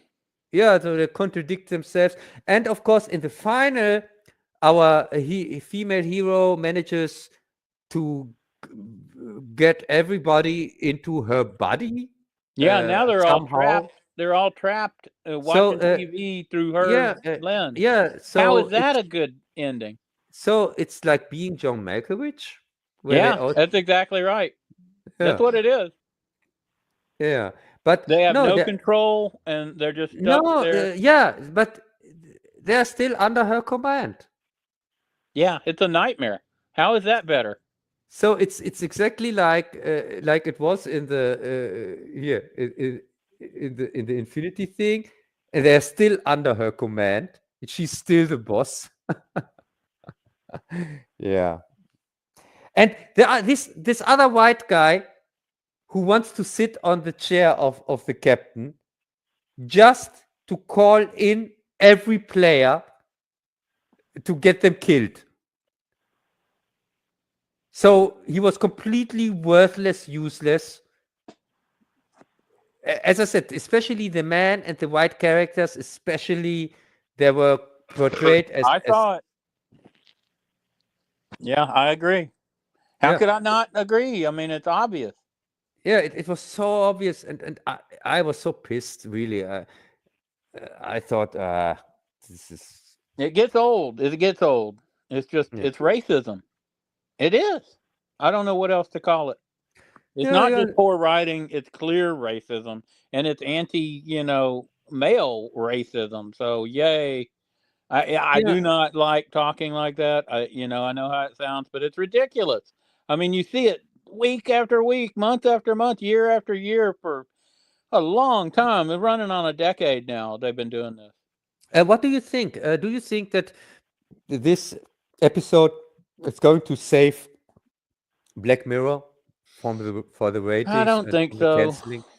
But because don't you think that most people like us have just watched the continuation from Callister? Yeah, that's what I think.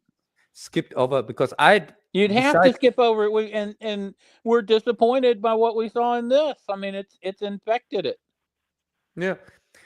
Even this one was not that great, but the other ones, Jess is the only guy who has seen them.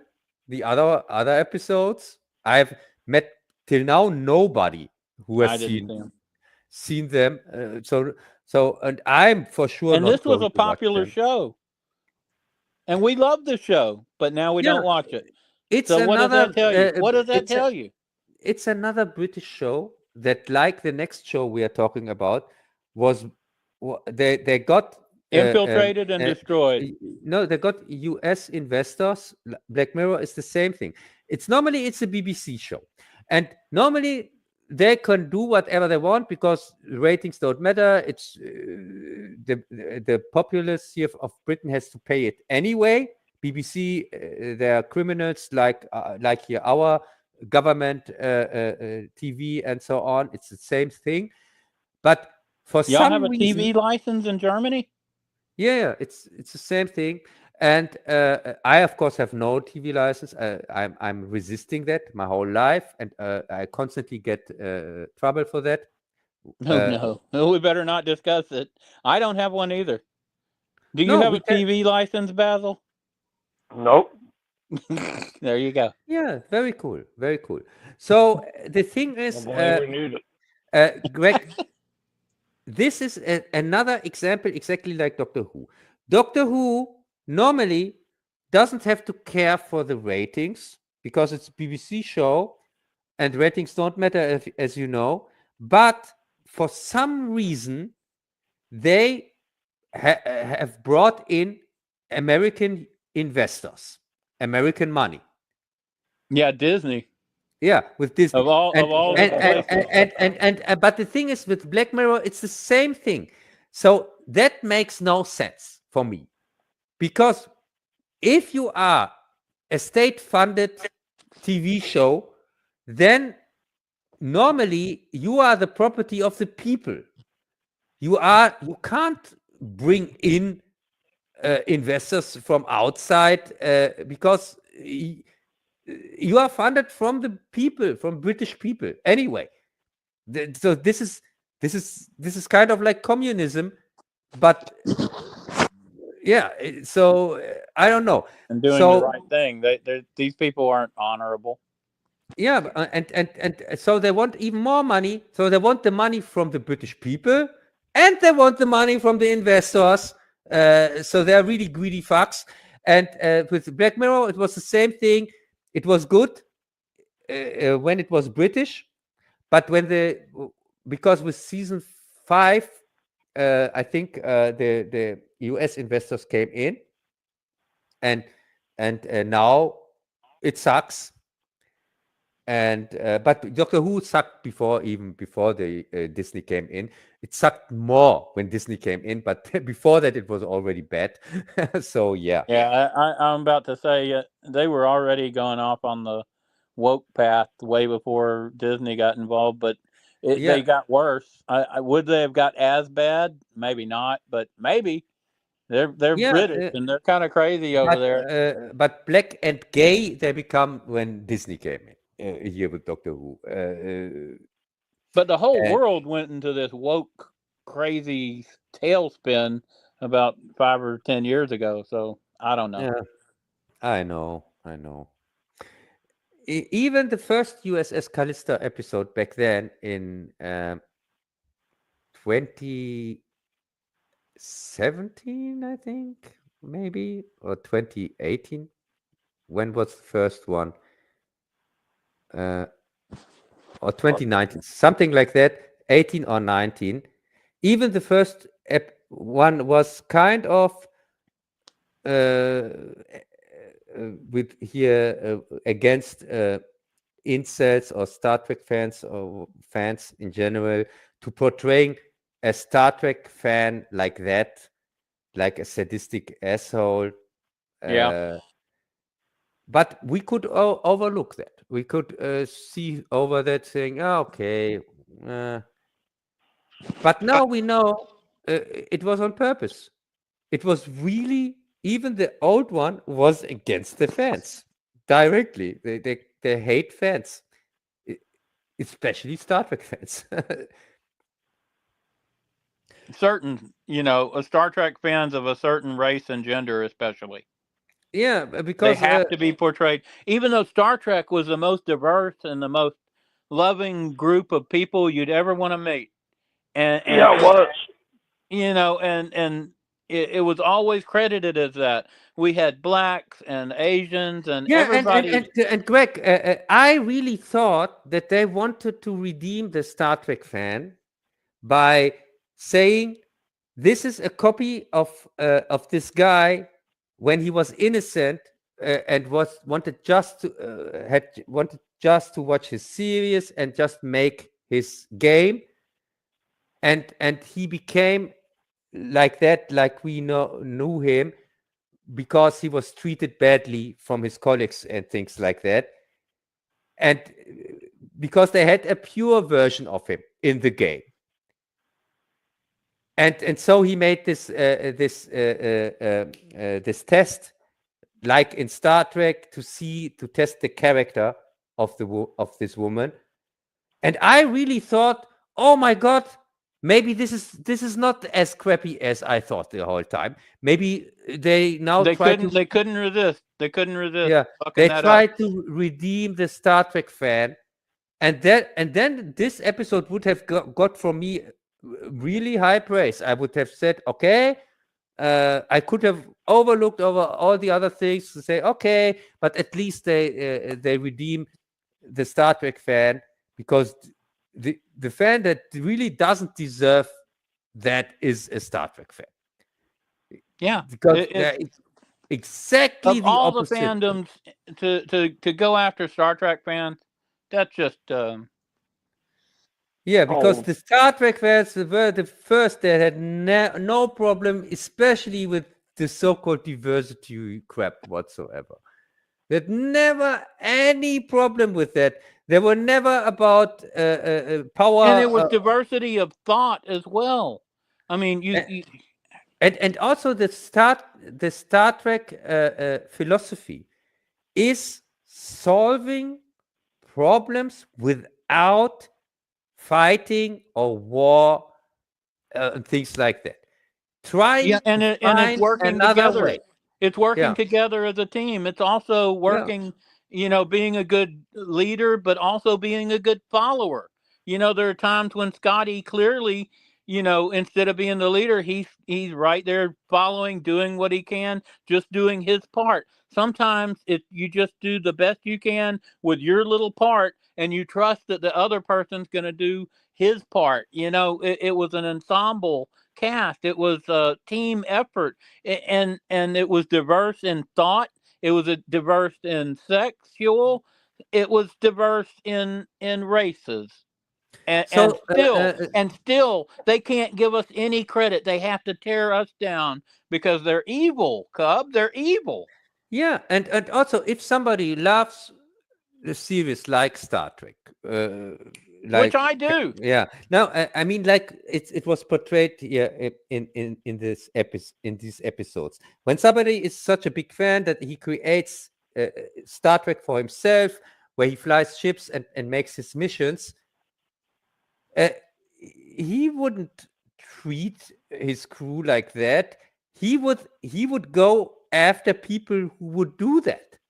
That would be his missions. His missions would be trying to help. They can't have that though, Cub. They on can't another planet. But they show... made it as somebody who would do that, who would go into the effort to build this spaceships and everything, and he has a crew and whatsoever, would just use it to torture his crew instead of going on missions trying to help people, like in his series. That is what he would do. He would create enemies that he can fight against with but his that's not crew or because something of like his that. because he's a male and because he's white. He can't be like that. He has to be evil because that's how they see white people and especially Yeah, white men. That's how they they're gonna do it. They don't yeah care. Of course, what you're saying totally accurate, but they're evil, Cub. We're fighting evil. yeah. The thing is, they don't understand the These Star Trek same people are the philosophy. people who are anti-free speech. The same people who are hunting people down in Germany for having a meme they don't like. My God, man, what is wrong Yes, with you people? and the You're thing is, evil. every time when they portray somebody like Trump or something like that, they show him doing things that they were doing Biden. Trump, That's what I'm saying. yeah, They like project what they Kingpin. do. What does Kingpin in the series in Daredevil? He makes a curfew. Can you remember? He makes a curfew. But the thing is, who did this? Trump was not the guy who did this. Biden was the guy who did this. Yes, I know. So really, sorry, they project every evil thing in their in their ill heads. They project this on the other side. Everything they in their twisted heads, what they think about is which is evil and things like that. They project it onto to the other side, to our side. That's absolutely true. I couldn't agree more. Yeah, and this is just tiring. It sucks. It's exhausting. It's exhausting. They do it constantly. They never stop. They're filled with this hate. They're filled with hate. There's no other word for it. Yeah, and they are just straight up liars. They are straight up They lying. gaslight everybody constantly. Yeah, it's really depressing. So, talking about something that is not depressing, I would say the last on the list, Doctor Who. Yeah, I guess Jez didn't make it. Yeah, but the people know Jez. He carries for his mom, and it's really not fair. I put this time here for the live stream for my time. He normally is still working at this time. Sorry for him, but it's my stream. So it's Cub selfishness. That's what's costing us, Jez. I'm a little bit selfish. Evil Cub. With day of the evil Cub, right? No, but he that day at Cub Rock. No, but he puts his stream in so late in the evening for me, and that's his. And I respect his decision for that. And I know it's when he has time. He has not time before that. And I even put my premiers on the evening that he can join. But with my live stream, I just want to be a little bit selfish and put it on a time that my weekend is not completely destroyed. So that is ridiculous. I remember a younger Cub. He set the time differently. As you're getting older, you're getting more selfish, Cub. No, but the thing is, we put Doctor Who at the end because sometimes he finishes a little bit earlier with his work. Yeah, that's true. We've delayed about as long as we can. Yeah, and so.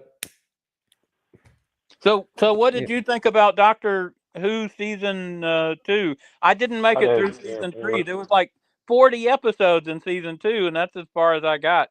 Did you? How much did you get to see of season 2, Bazzil? I know you watched some of it. About one episode. It has been a busy 2 weeks for me here.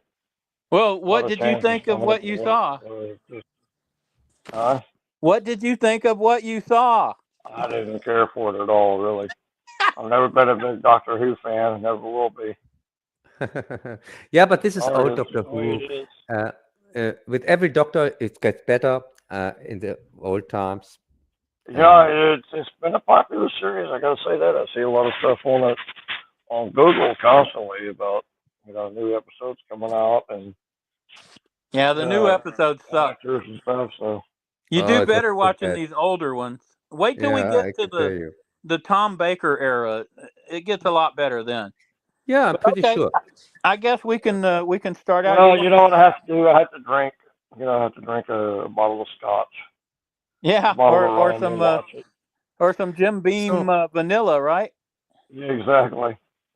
so, So this Greg, is let's talk about season 2. okay. So First, this is from back in 1962, 63. This is the first Doctor, of course. He's an elderly gentleman. 1964, by the way, is season 2, and yeah, it's the first Doctor, as you said, William Hartnell, I think it's his name. I think 64 was season 3, but okay. No, it says here original release date 1964, October 31st. So on Halloween. Okay. Yeah, it started Well, on Halloween. I wasn't born yet, so I'll take your word for it. Cub's a little older, and he can remember stuff like this. Yeah, especially when I look at the list in front of me. Which you made back in the 60s. Yeah. Yeah, so I think season 2 is really much better than season 1.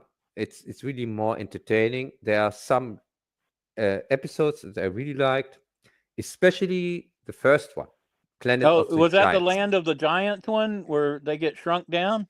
Yeah, where they get shrunk down. It reminded me so much of Shrinking Man. I really liked it. Do you remember the old Land of the Giants TV show? Uh-huh. There's Irwin That Allen. was pretty cool. Yeah, so on the first episode, they had a episode where they got shrunk down to about 1 inch, and it's very similar to an episode from Land of the Giants, Bazzil, because they had them interacting with oversized objects, and they had some pretty good photography where it looked pretty well, and it was something totally different for that time. Would you agree, Cub? Yes. I really like. It reminded me on Incredible Shrinking Man, and it's one of my all-time favorite movies ever. I do know that. And another band review, by the way, as usual.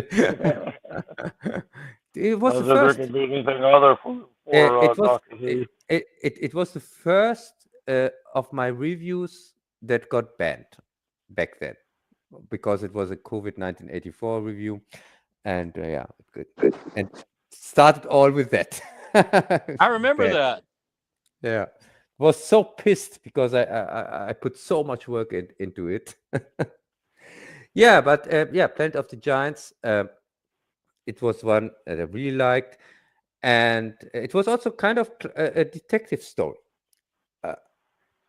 because there was a murder, and they kind of helped to solve the case with the police. They made a call there or something like that. Yeah. Yeah, it was sweet. I really liked it. And they had the Daleks in a later episode. Was that the first Daleks, or I don't remember them in season 1? Yes, the Dalek invasion on Earth. No, it was not the first Dalek. In season 1, there was a Dalek one.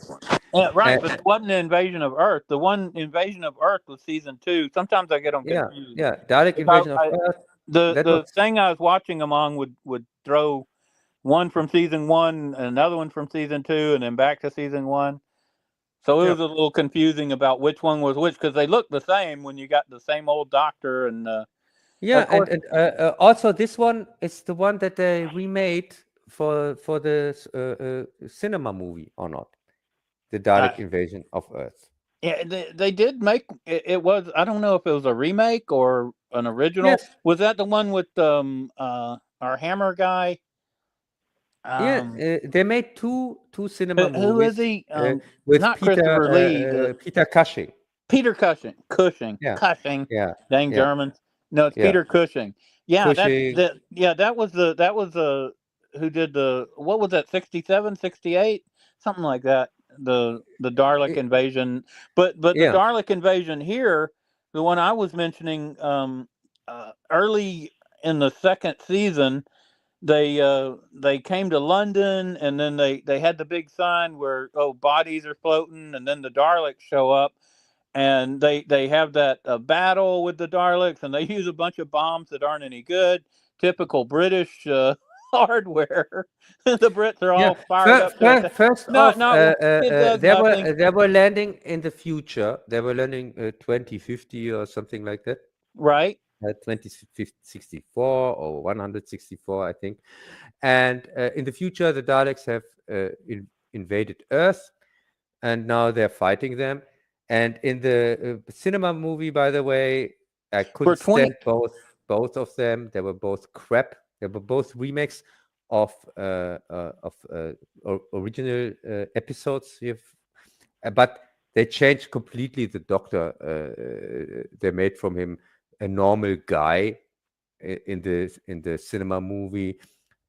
Just a scientist on Earth with his niece or whatever. The Peter Cushing one. You're right. Yeah, it's so He bad. He wasn't a Time Lord, right? No, he wasn't Time Lord. It was just, for me, it was complete crap. Jess likes the movies for some reasons. I have it's got Peter Cushing, and I like Peter Cushing, so it's okay. But he was awful as the Doctor because he was very bad. But because it's Doctor Who. He didn't there's play a lot the of original bad Doctor. doctors. He didn't play the Time Lord. He played this just old an guy, old grandpa. This first Doctor is kind of like that. It's like British family goes through time, right? You've got this old Doctor, you got his granddaughter, you got the two kind of parental figures. Yeah, and they move, and he's so stupid. He's constantly, doing stuff that gets him in trouble. He lies about stuff and has them go out into highly radioactive areas. I know. Right. I mean, It's he does it regularly, and it's supposed to be humorous, or what? The stuff that's supposed to be humorous is not humorous at all, and it doesn't have the charm of the later Doctors. It doesn't have good writing. Oh my God! The web planet where they have all the different bugs. Boy, they're sure trying there, but it looks so bad. It's so fake looking that. I know. Yeah. But there was an episode that I really liked, the Space Museum. Oh yeah, that was at the end. Yeah, that was that's where they show up and they find themselves in the museum, and then they notice that they weren't leaving any footprints, and a whole bunch of stuff develops from there. I think this episode reminded me really on what I think Doctor Who is about. What an episode should be like. A mystery, something that they have to solve, and something scientific. Yeah, it's something scientific. But really, that doesn't mean it has to be real technical. Yeah, and so this is a good one, and also the one after that, the chase, I think. Is that where they go to all the different places and the Daleks keep chasing them? Yeah, they go. Yeah, I know what you're talking about. I thought that got a little old. The first part of it was good, but then it wasn't bad, but and this is, by the way, is supposed to be the third movie, which they never made because the second one bombed. First one was also not a big success or something like that, but the second one right out bombed. Here with Peter Cushing, and the third one was supposed to be the chase, and they never got to that. They wanted to remake that also with Peter Cushing version. Oh man! Thanks God they But didn't do that. now you can think of maybe that's why it bombed. Maybe not staying true to his character and being a Time Lord and things like that. People would talk about that. They go and they said, "Oh, that ain't Doctor Who." I bet that's what happened. Even Brits, because have their standards. Yeah, because it came out in just in this 1 year later, 66 or something like that. And so, yeah, people would still have the original story in mind, would exactly know how it should supposed to be, and they would get completely confused. They didn't even use the Doctor Who music in the movies at all. It had really nothing to do with Doctor Who from my perspective. Yeah, that's true.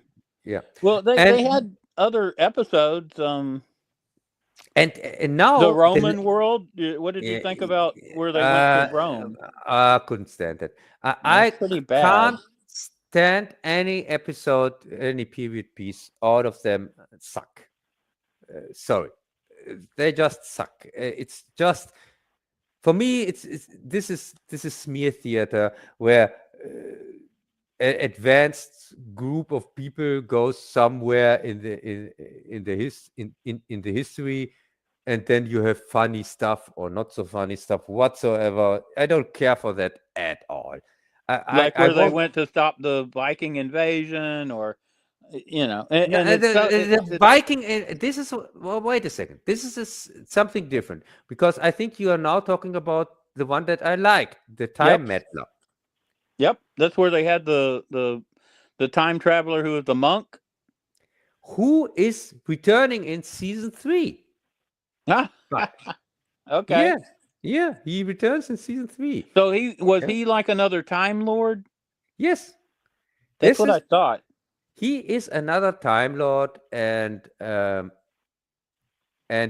but he is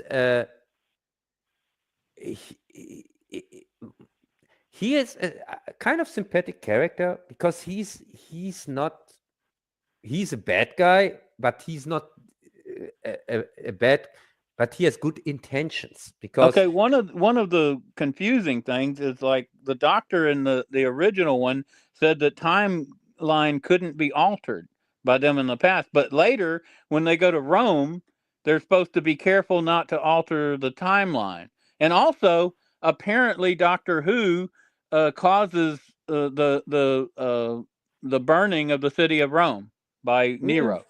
Yeah, sure. That was caused by Doctor Who.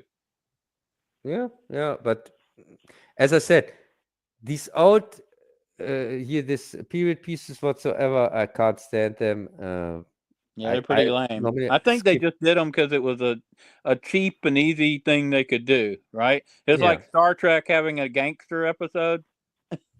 Yeah, but with Star Trek, I don't know. With Star Trek, I thought it put a little bit more effort into it. Oh, they did put more effort, but the reason why you had one is they had a bunch of gangster clothing and cars and sets, so it's a cheap thing they could do. They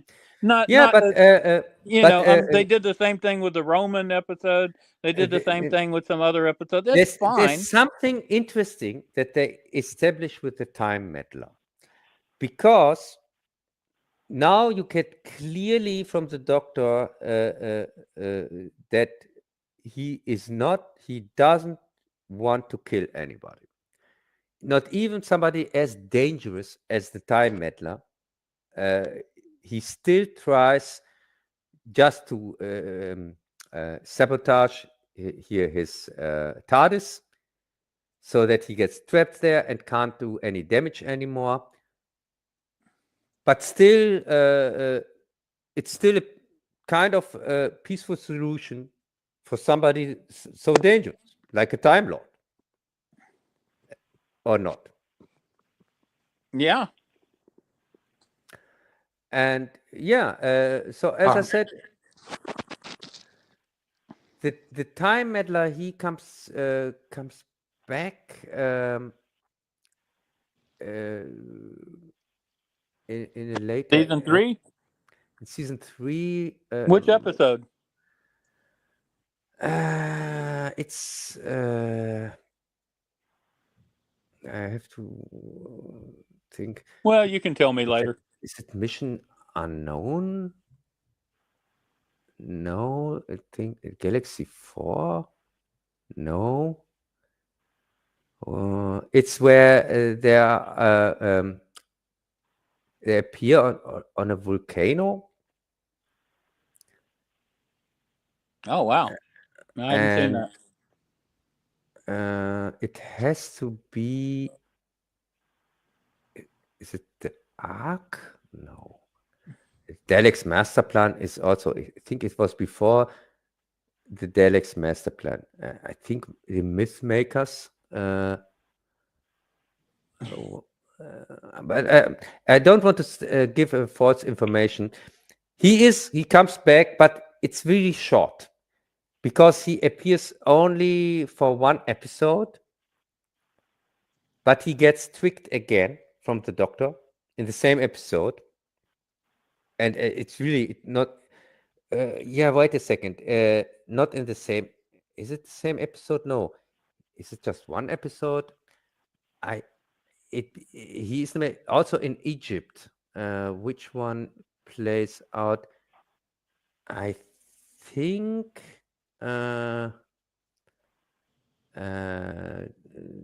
Priest of Death, Belgon, War of God. I think it's the no. Wait a second. It's a completely missing television. What's the massacre about? But you haven't seen season 3. No. Correct. That's sad. Just the beginning of it, not enough to talk about it. Oh, okay. Because I've watched it. I watched it too, but I watched it at the beginning of the month. So they've got that new girl like Vicky who replaces his granddaughter. Of course, he gets rid of his granddaughter, or he traps her on that planet in London with the Daleks. We didn't mention that. That's like one of the first times one of the companions, and he just locks her out and leaves her stranded, so that she can find love. And that she's like what, 15, 16 years old. Yes, and also this plays out in the future. It's not even her time. It's 21,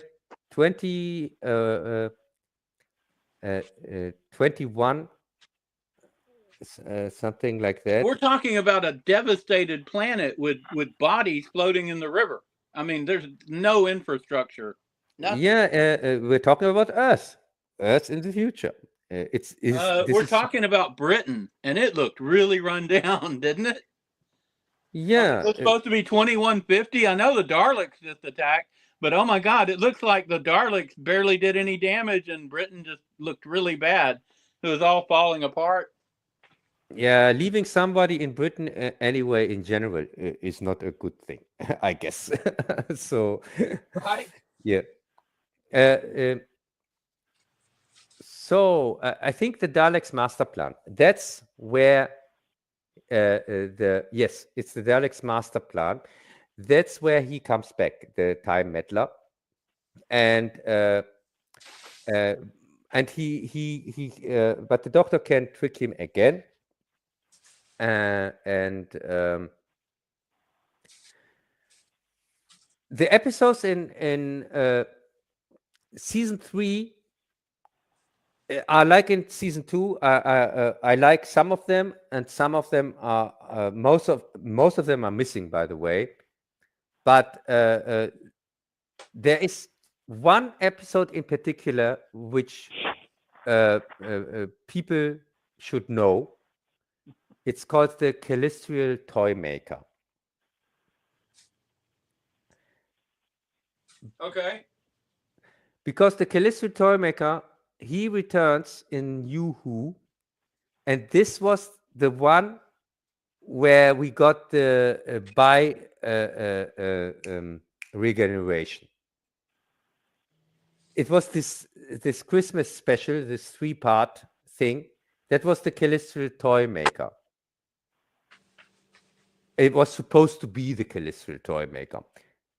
And in episode 3, in season 3, you can see the original Callister toy maker. All right. And this is really interesting episode, but most of the episodes are missing. That's the sad thing. You can just watch it with the stills and the audio track. With this, it's kind of sad, but it's still an entertaining episode because the Callister Toymaker is a god. He is on par with the Doctor. And he has to stick to his own rules. That's how the Doctor is able to beat him. Because the rules, the Callister Toymaker, he likes to play games, but he has to stick to the rules. And and so the Doctor and his companions, they had to go through these games and have to win these games. And if they don't, they become puppets in these games. They become the game itself. So, yeah, it was interesting to see that. But more to hear that, because as I said, most of the episodes were lost. Yeah. And the last episode of season 3 is also worth mentioning because it's called the War Machines, and it's about an AI that becomes self-aware and takes over or tries to take over Britain and the world, of course. Yeah, and then it decides, it doesn't want to take over Britain. No, it hypnotizes the people, and so the people act then like robots, kind of, and it's 4 episodes. It's a big final, plays in London, and then it builds machines like the Terminator, killing machines that go through the streets, kill people. Yeah, it's interesting. It's not it's interesting final, and also it has a different opening credits. It has credits. Cool. It has credits like here. Can you remember here Colossus and things like that? Yeah. It has credits that are written from a machine, because it's about AI and computers. Pretty topical, huh? Yeah. So yeah, it's interesting. As I said. So overall, I liked season 3. The sad thing is really that so many episodes are lost, and that you have to listen to many of these episodes, and you have really long ones. The Dalek's master plan has 1, 2, 3, 4, 5, 6, 7, 8, 9, 10, 12 episodes. 12 episodes. 1, 2, 3, 4, 5, 6, 7, 8, 9. And they're all lost? 11, 12. No, most of them. I think one of them is you can watch, and the other ones you have to listen to. So yeah, this is really just for hardcore Doctor Who fans, who or somebody like me who just is a completist. But at least they are not period pieces. They are play in space and on other planets and things like that, and this helps a lot. I can tell you, it's really that you stay engaged. Well, it's bad that some of the costumes and stuff were. Maybe sometimes it'd be better to just have audio. Yeah, maybe. You know. No, I would say so much for season 3. And Well, that's the last one on the list. I guess we're about done. yeah, and I'm really looking forward to season 4 Well, I because know Bazzil probably is too. Aren't you, Bazzil? I'll make an effort out of it. I don't know. I mean, if I yeah, have because enough, well, I got plenty of ROM, that's for sure. yeah, because in season My 4, bag of ice. So what's season 4 got for us? Are they on audio tracks or are they available to watch? Season 4 got for us the new Doctor, because the first two episodes are William Hartnell, and in the second episode he dies, and the third episode is the new Doctor, played by Patrick Troughton. So did the actor actually die, or he was pretty old? No, he didn't die. He regenerates in the series. The first That's what time. Bazzil does. So we get our first regeneration in season 4. Well, that'll be something to look forward to. You going to try and cover season 4 on the next episode? Or should we wait until August? No. In the next episode, we are covering season 4. And let's see. It looks like there are many episodes missing again. Uh-oh. Oh my God. That's not helpful. But to see, oh my God, it looks like a complete season is missing. Bazzil will be happy. Oh my God. Oh my God. From every episode, there's just one episode that you can watch, and kind of 3 or 4 you have to listen to. Oh my God. We'll see how that goes. We're not adding extra seasons. That's it. Season 4. You already said it. That's it. That's it. No more. Yeah, but as I said, Nobody. Greg, I'm going to watch them all. It doesn't matter if they're just stills or not. Well, you should watch them all. I demand you watch them all.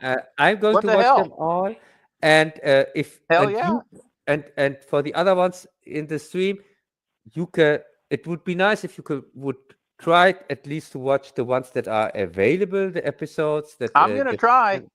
Yeah, and and so that we kind of know that we a little bit can talk about it, because as I said, it's a very important season. We get the new Doctor, we get the first regeneration, and let's see how this works out. All right. Well, we've been going more than 4 hours now, and we've already threw everything on the list. So I guess it's time to say goodbye. That's it. Yeah. So big thank you for the people that have listened to us or are listening to us, and thanks a lot, everybody. Yeah, and for the next time, we can let's see update for the next. So I can already tell which movies we are going to talk about. It would be Thunderbolts and Final Destination. Oh, those sound interesting. Yeah, Thunderbolts and Final Destination. Yeah, but these are the only ones till now on the list. There are going to be more on the list. Oh no, but not many. The beatings will continue. No, but I can. It's no problem. I can look them up very fast. Oh, yeah, we'll have 10 or 15 of them before tomorrow. So the other ones on the list, there maybe is one, I guess. I'm looking at it right now. Final Descending Bloodlines. It's May. There's a new Teenage Mutant Hero Turtles, really? But is it? Is it? It's not animated. Hey, did you know that? Which movie? No, I think it's animated here. The new Teenage Mutant Ninja Turtles. Oh, I haven't heard about that now. Yeah, I wouldn't watch it anyway. The new ones, they suck. Oh yes, I can tell you. Mission Impossible Part 8. Oh wow. That's the third one on I the never list. understood. And maybe for, but I'm not going to watch it, Lilo and Stitch, because I don't care for this crap at all. I don't know anything about that. Yeah. So Mission Impossible Part 8. So these three movies, Thunderbolts, Final Destination, the new one, Bloodlines, it's Well, called, those sound like good movies. yeah, and Final Destination Part 8. All right. So that people know what we are talking about. Tell the next time. people. Soylent Green is people. Yeah, never mind. Exactly. Drink the greenie. Tell the people no. Tell the exchange.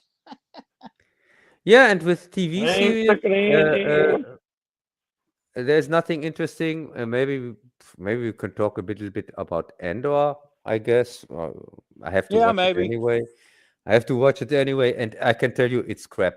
Here in this season 2, Andor, yeah. now we have finally here. Greg, can you remember when you watched Star Wars the first time?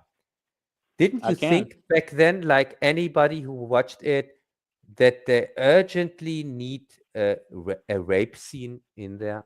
Oh God, yeah, I heard about that. Yeah, this is Andor, and it's not doing well on the ratings either. It only got like 2 million views. Just a short comment on that. In the rape scene, of course, you don't see the rape. It's attempted rape, but still, it's not pleasant. And also, she has to say after that, she has to. Somebody here, another officer is coming, and then she says, "Oh, he wanted to rape me," so that everybody really gets what is going on. And the thing is, now we have a stupid discussion on the internet. And what I really disappointed from is the discussion on Friday Night Tides here from Gary and his friends. Because I didn't hear it.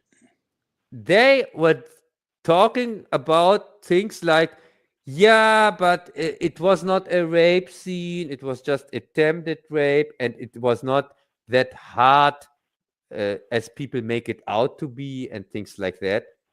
But this is not what the problem is with this attempted rape scene. The problem is this has nothing to do in Star Wars. No, that's true.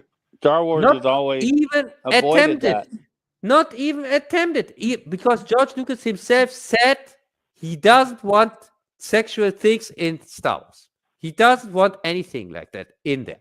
He said that himself when it came to the original ones. Well, they aren't exactly listening to Roddenberry about Star Trek either, are they? They don't care. They don't care what the original writers think. And also, every stupid fuck, so-called Star Wars fan whatsoever, or expert, or wannabe expert, who brings up the Leia scene here from Return of the Jedi. Yeah, but she was a sex slave from Jabba the Hutt. No, she wasn't. She was dressed like a sex. She was dressed like that, but she was just a trophy for him.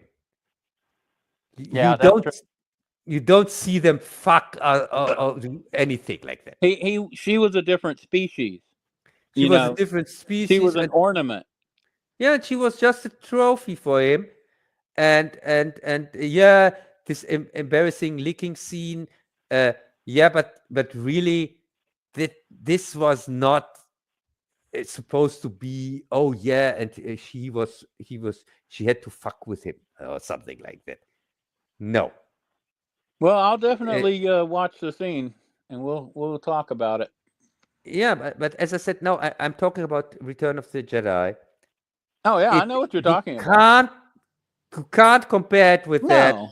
really, because this was clearly just eye candy for the audience. Yeah, it's comparing apples to oranges. Yeah, to saying, oh, your rape was always there, always in Star Wars. No, it's yeah, never sure, really. People who say that are stupid fucks. And also, Yeah, what I can't stand, true. when they say, yeah, but Andor is supposed to be the adult Star Wars. There is no adult Star Wars, and there is also no children Star Wars. There's just Star Wars. It's made for everybody. It's made for everybody, so kind of also family friendly. Right. Everybody There's can areas join. where it doesn't go, because you can't go there if it's made for everybody, right? Yeah, and it doesn't have to go there. No, it never went there. It was never necessary.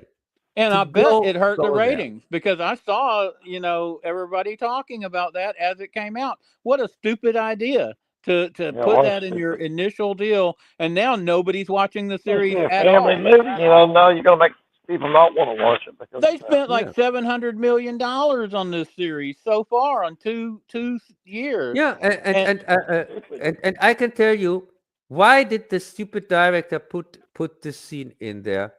Just for controversy, because he knew nobody cares for Star Wars anymore.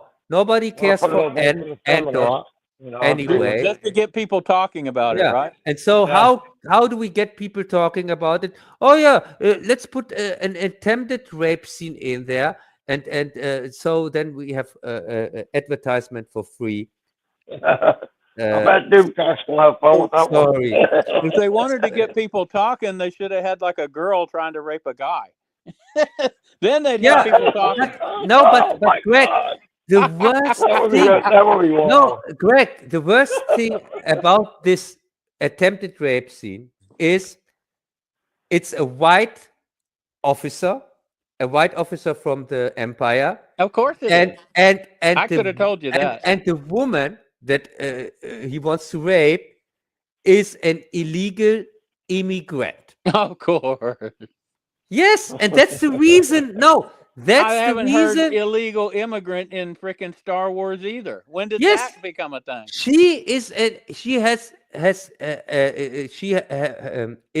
Don't you mean migrant worker?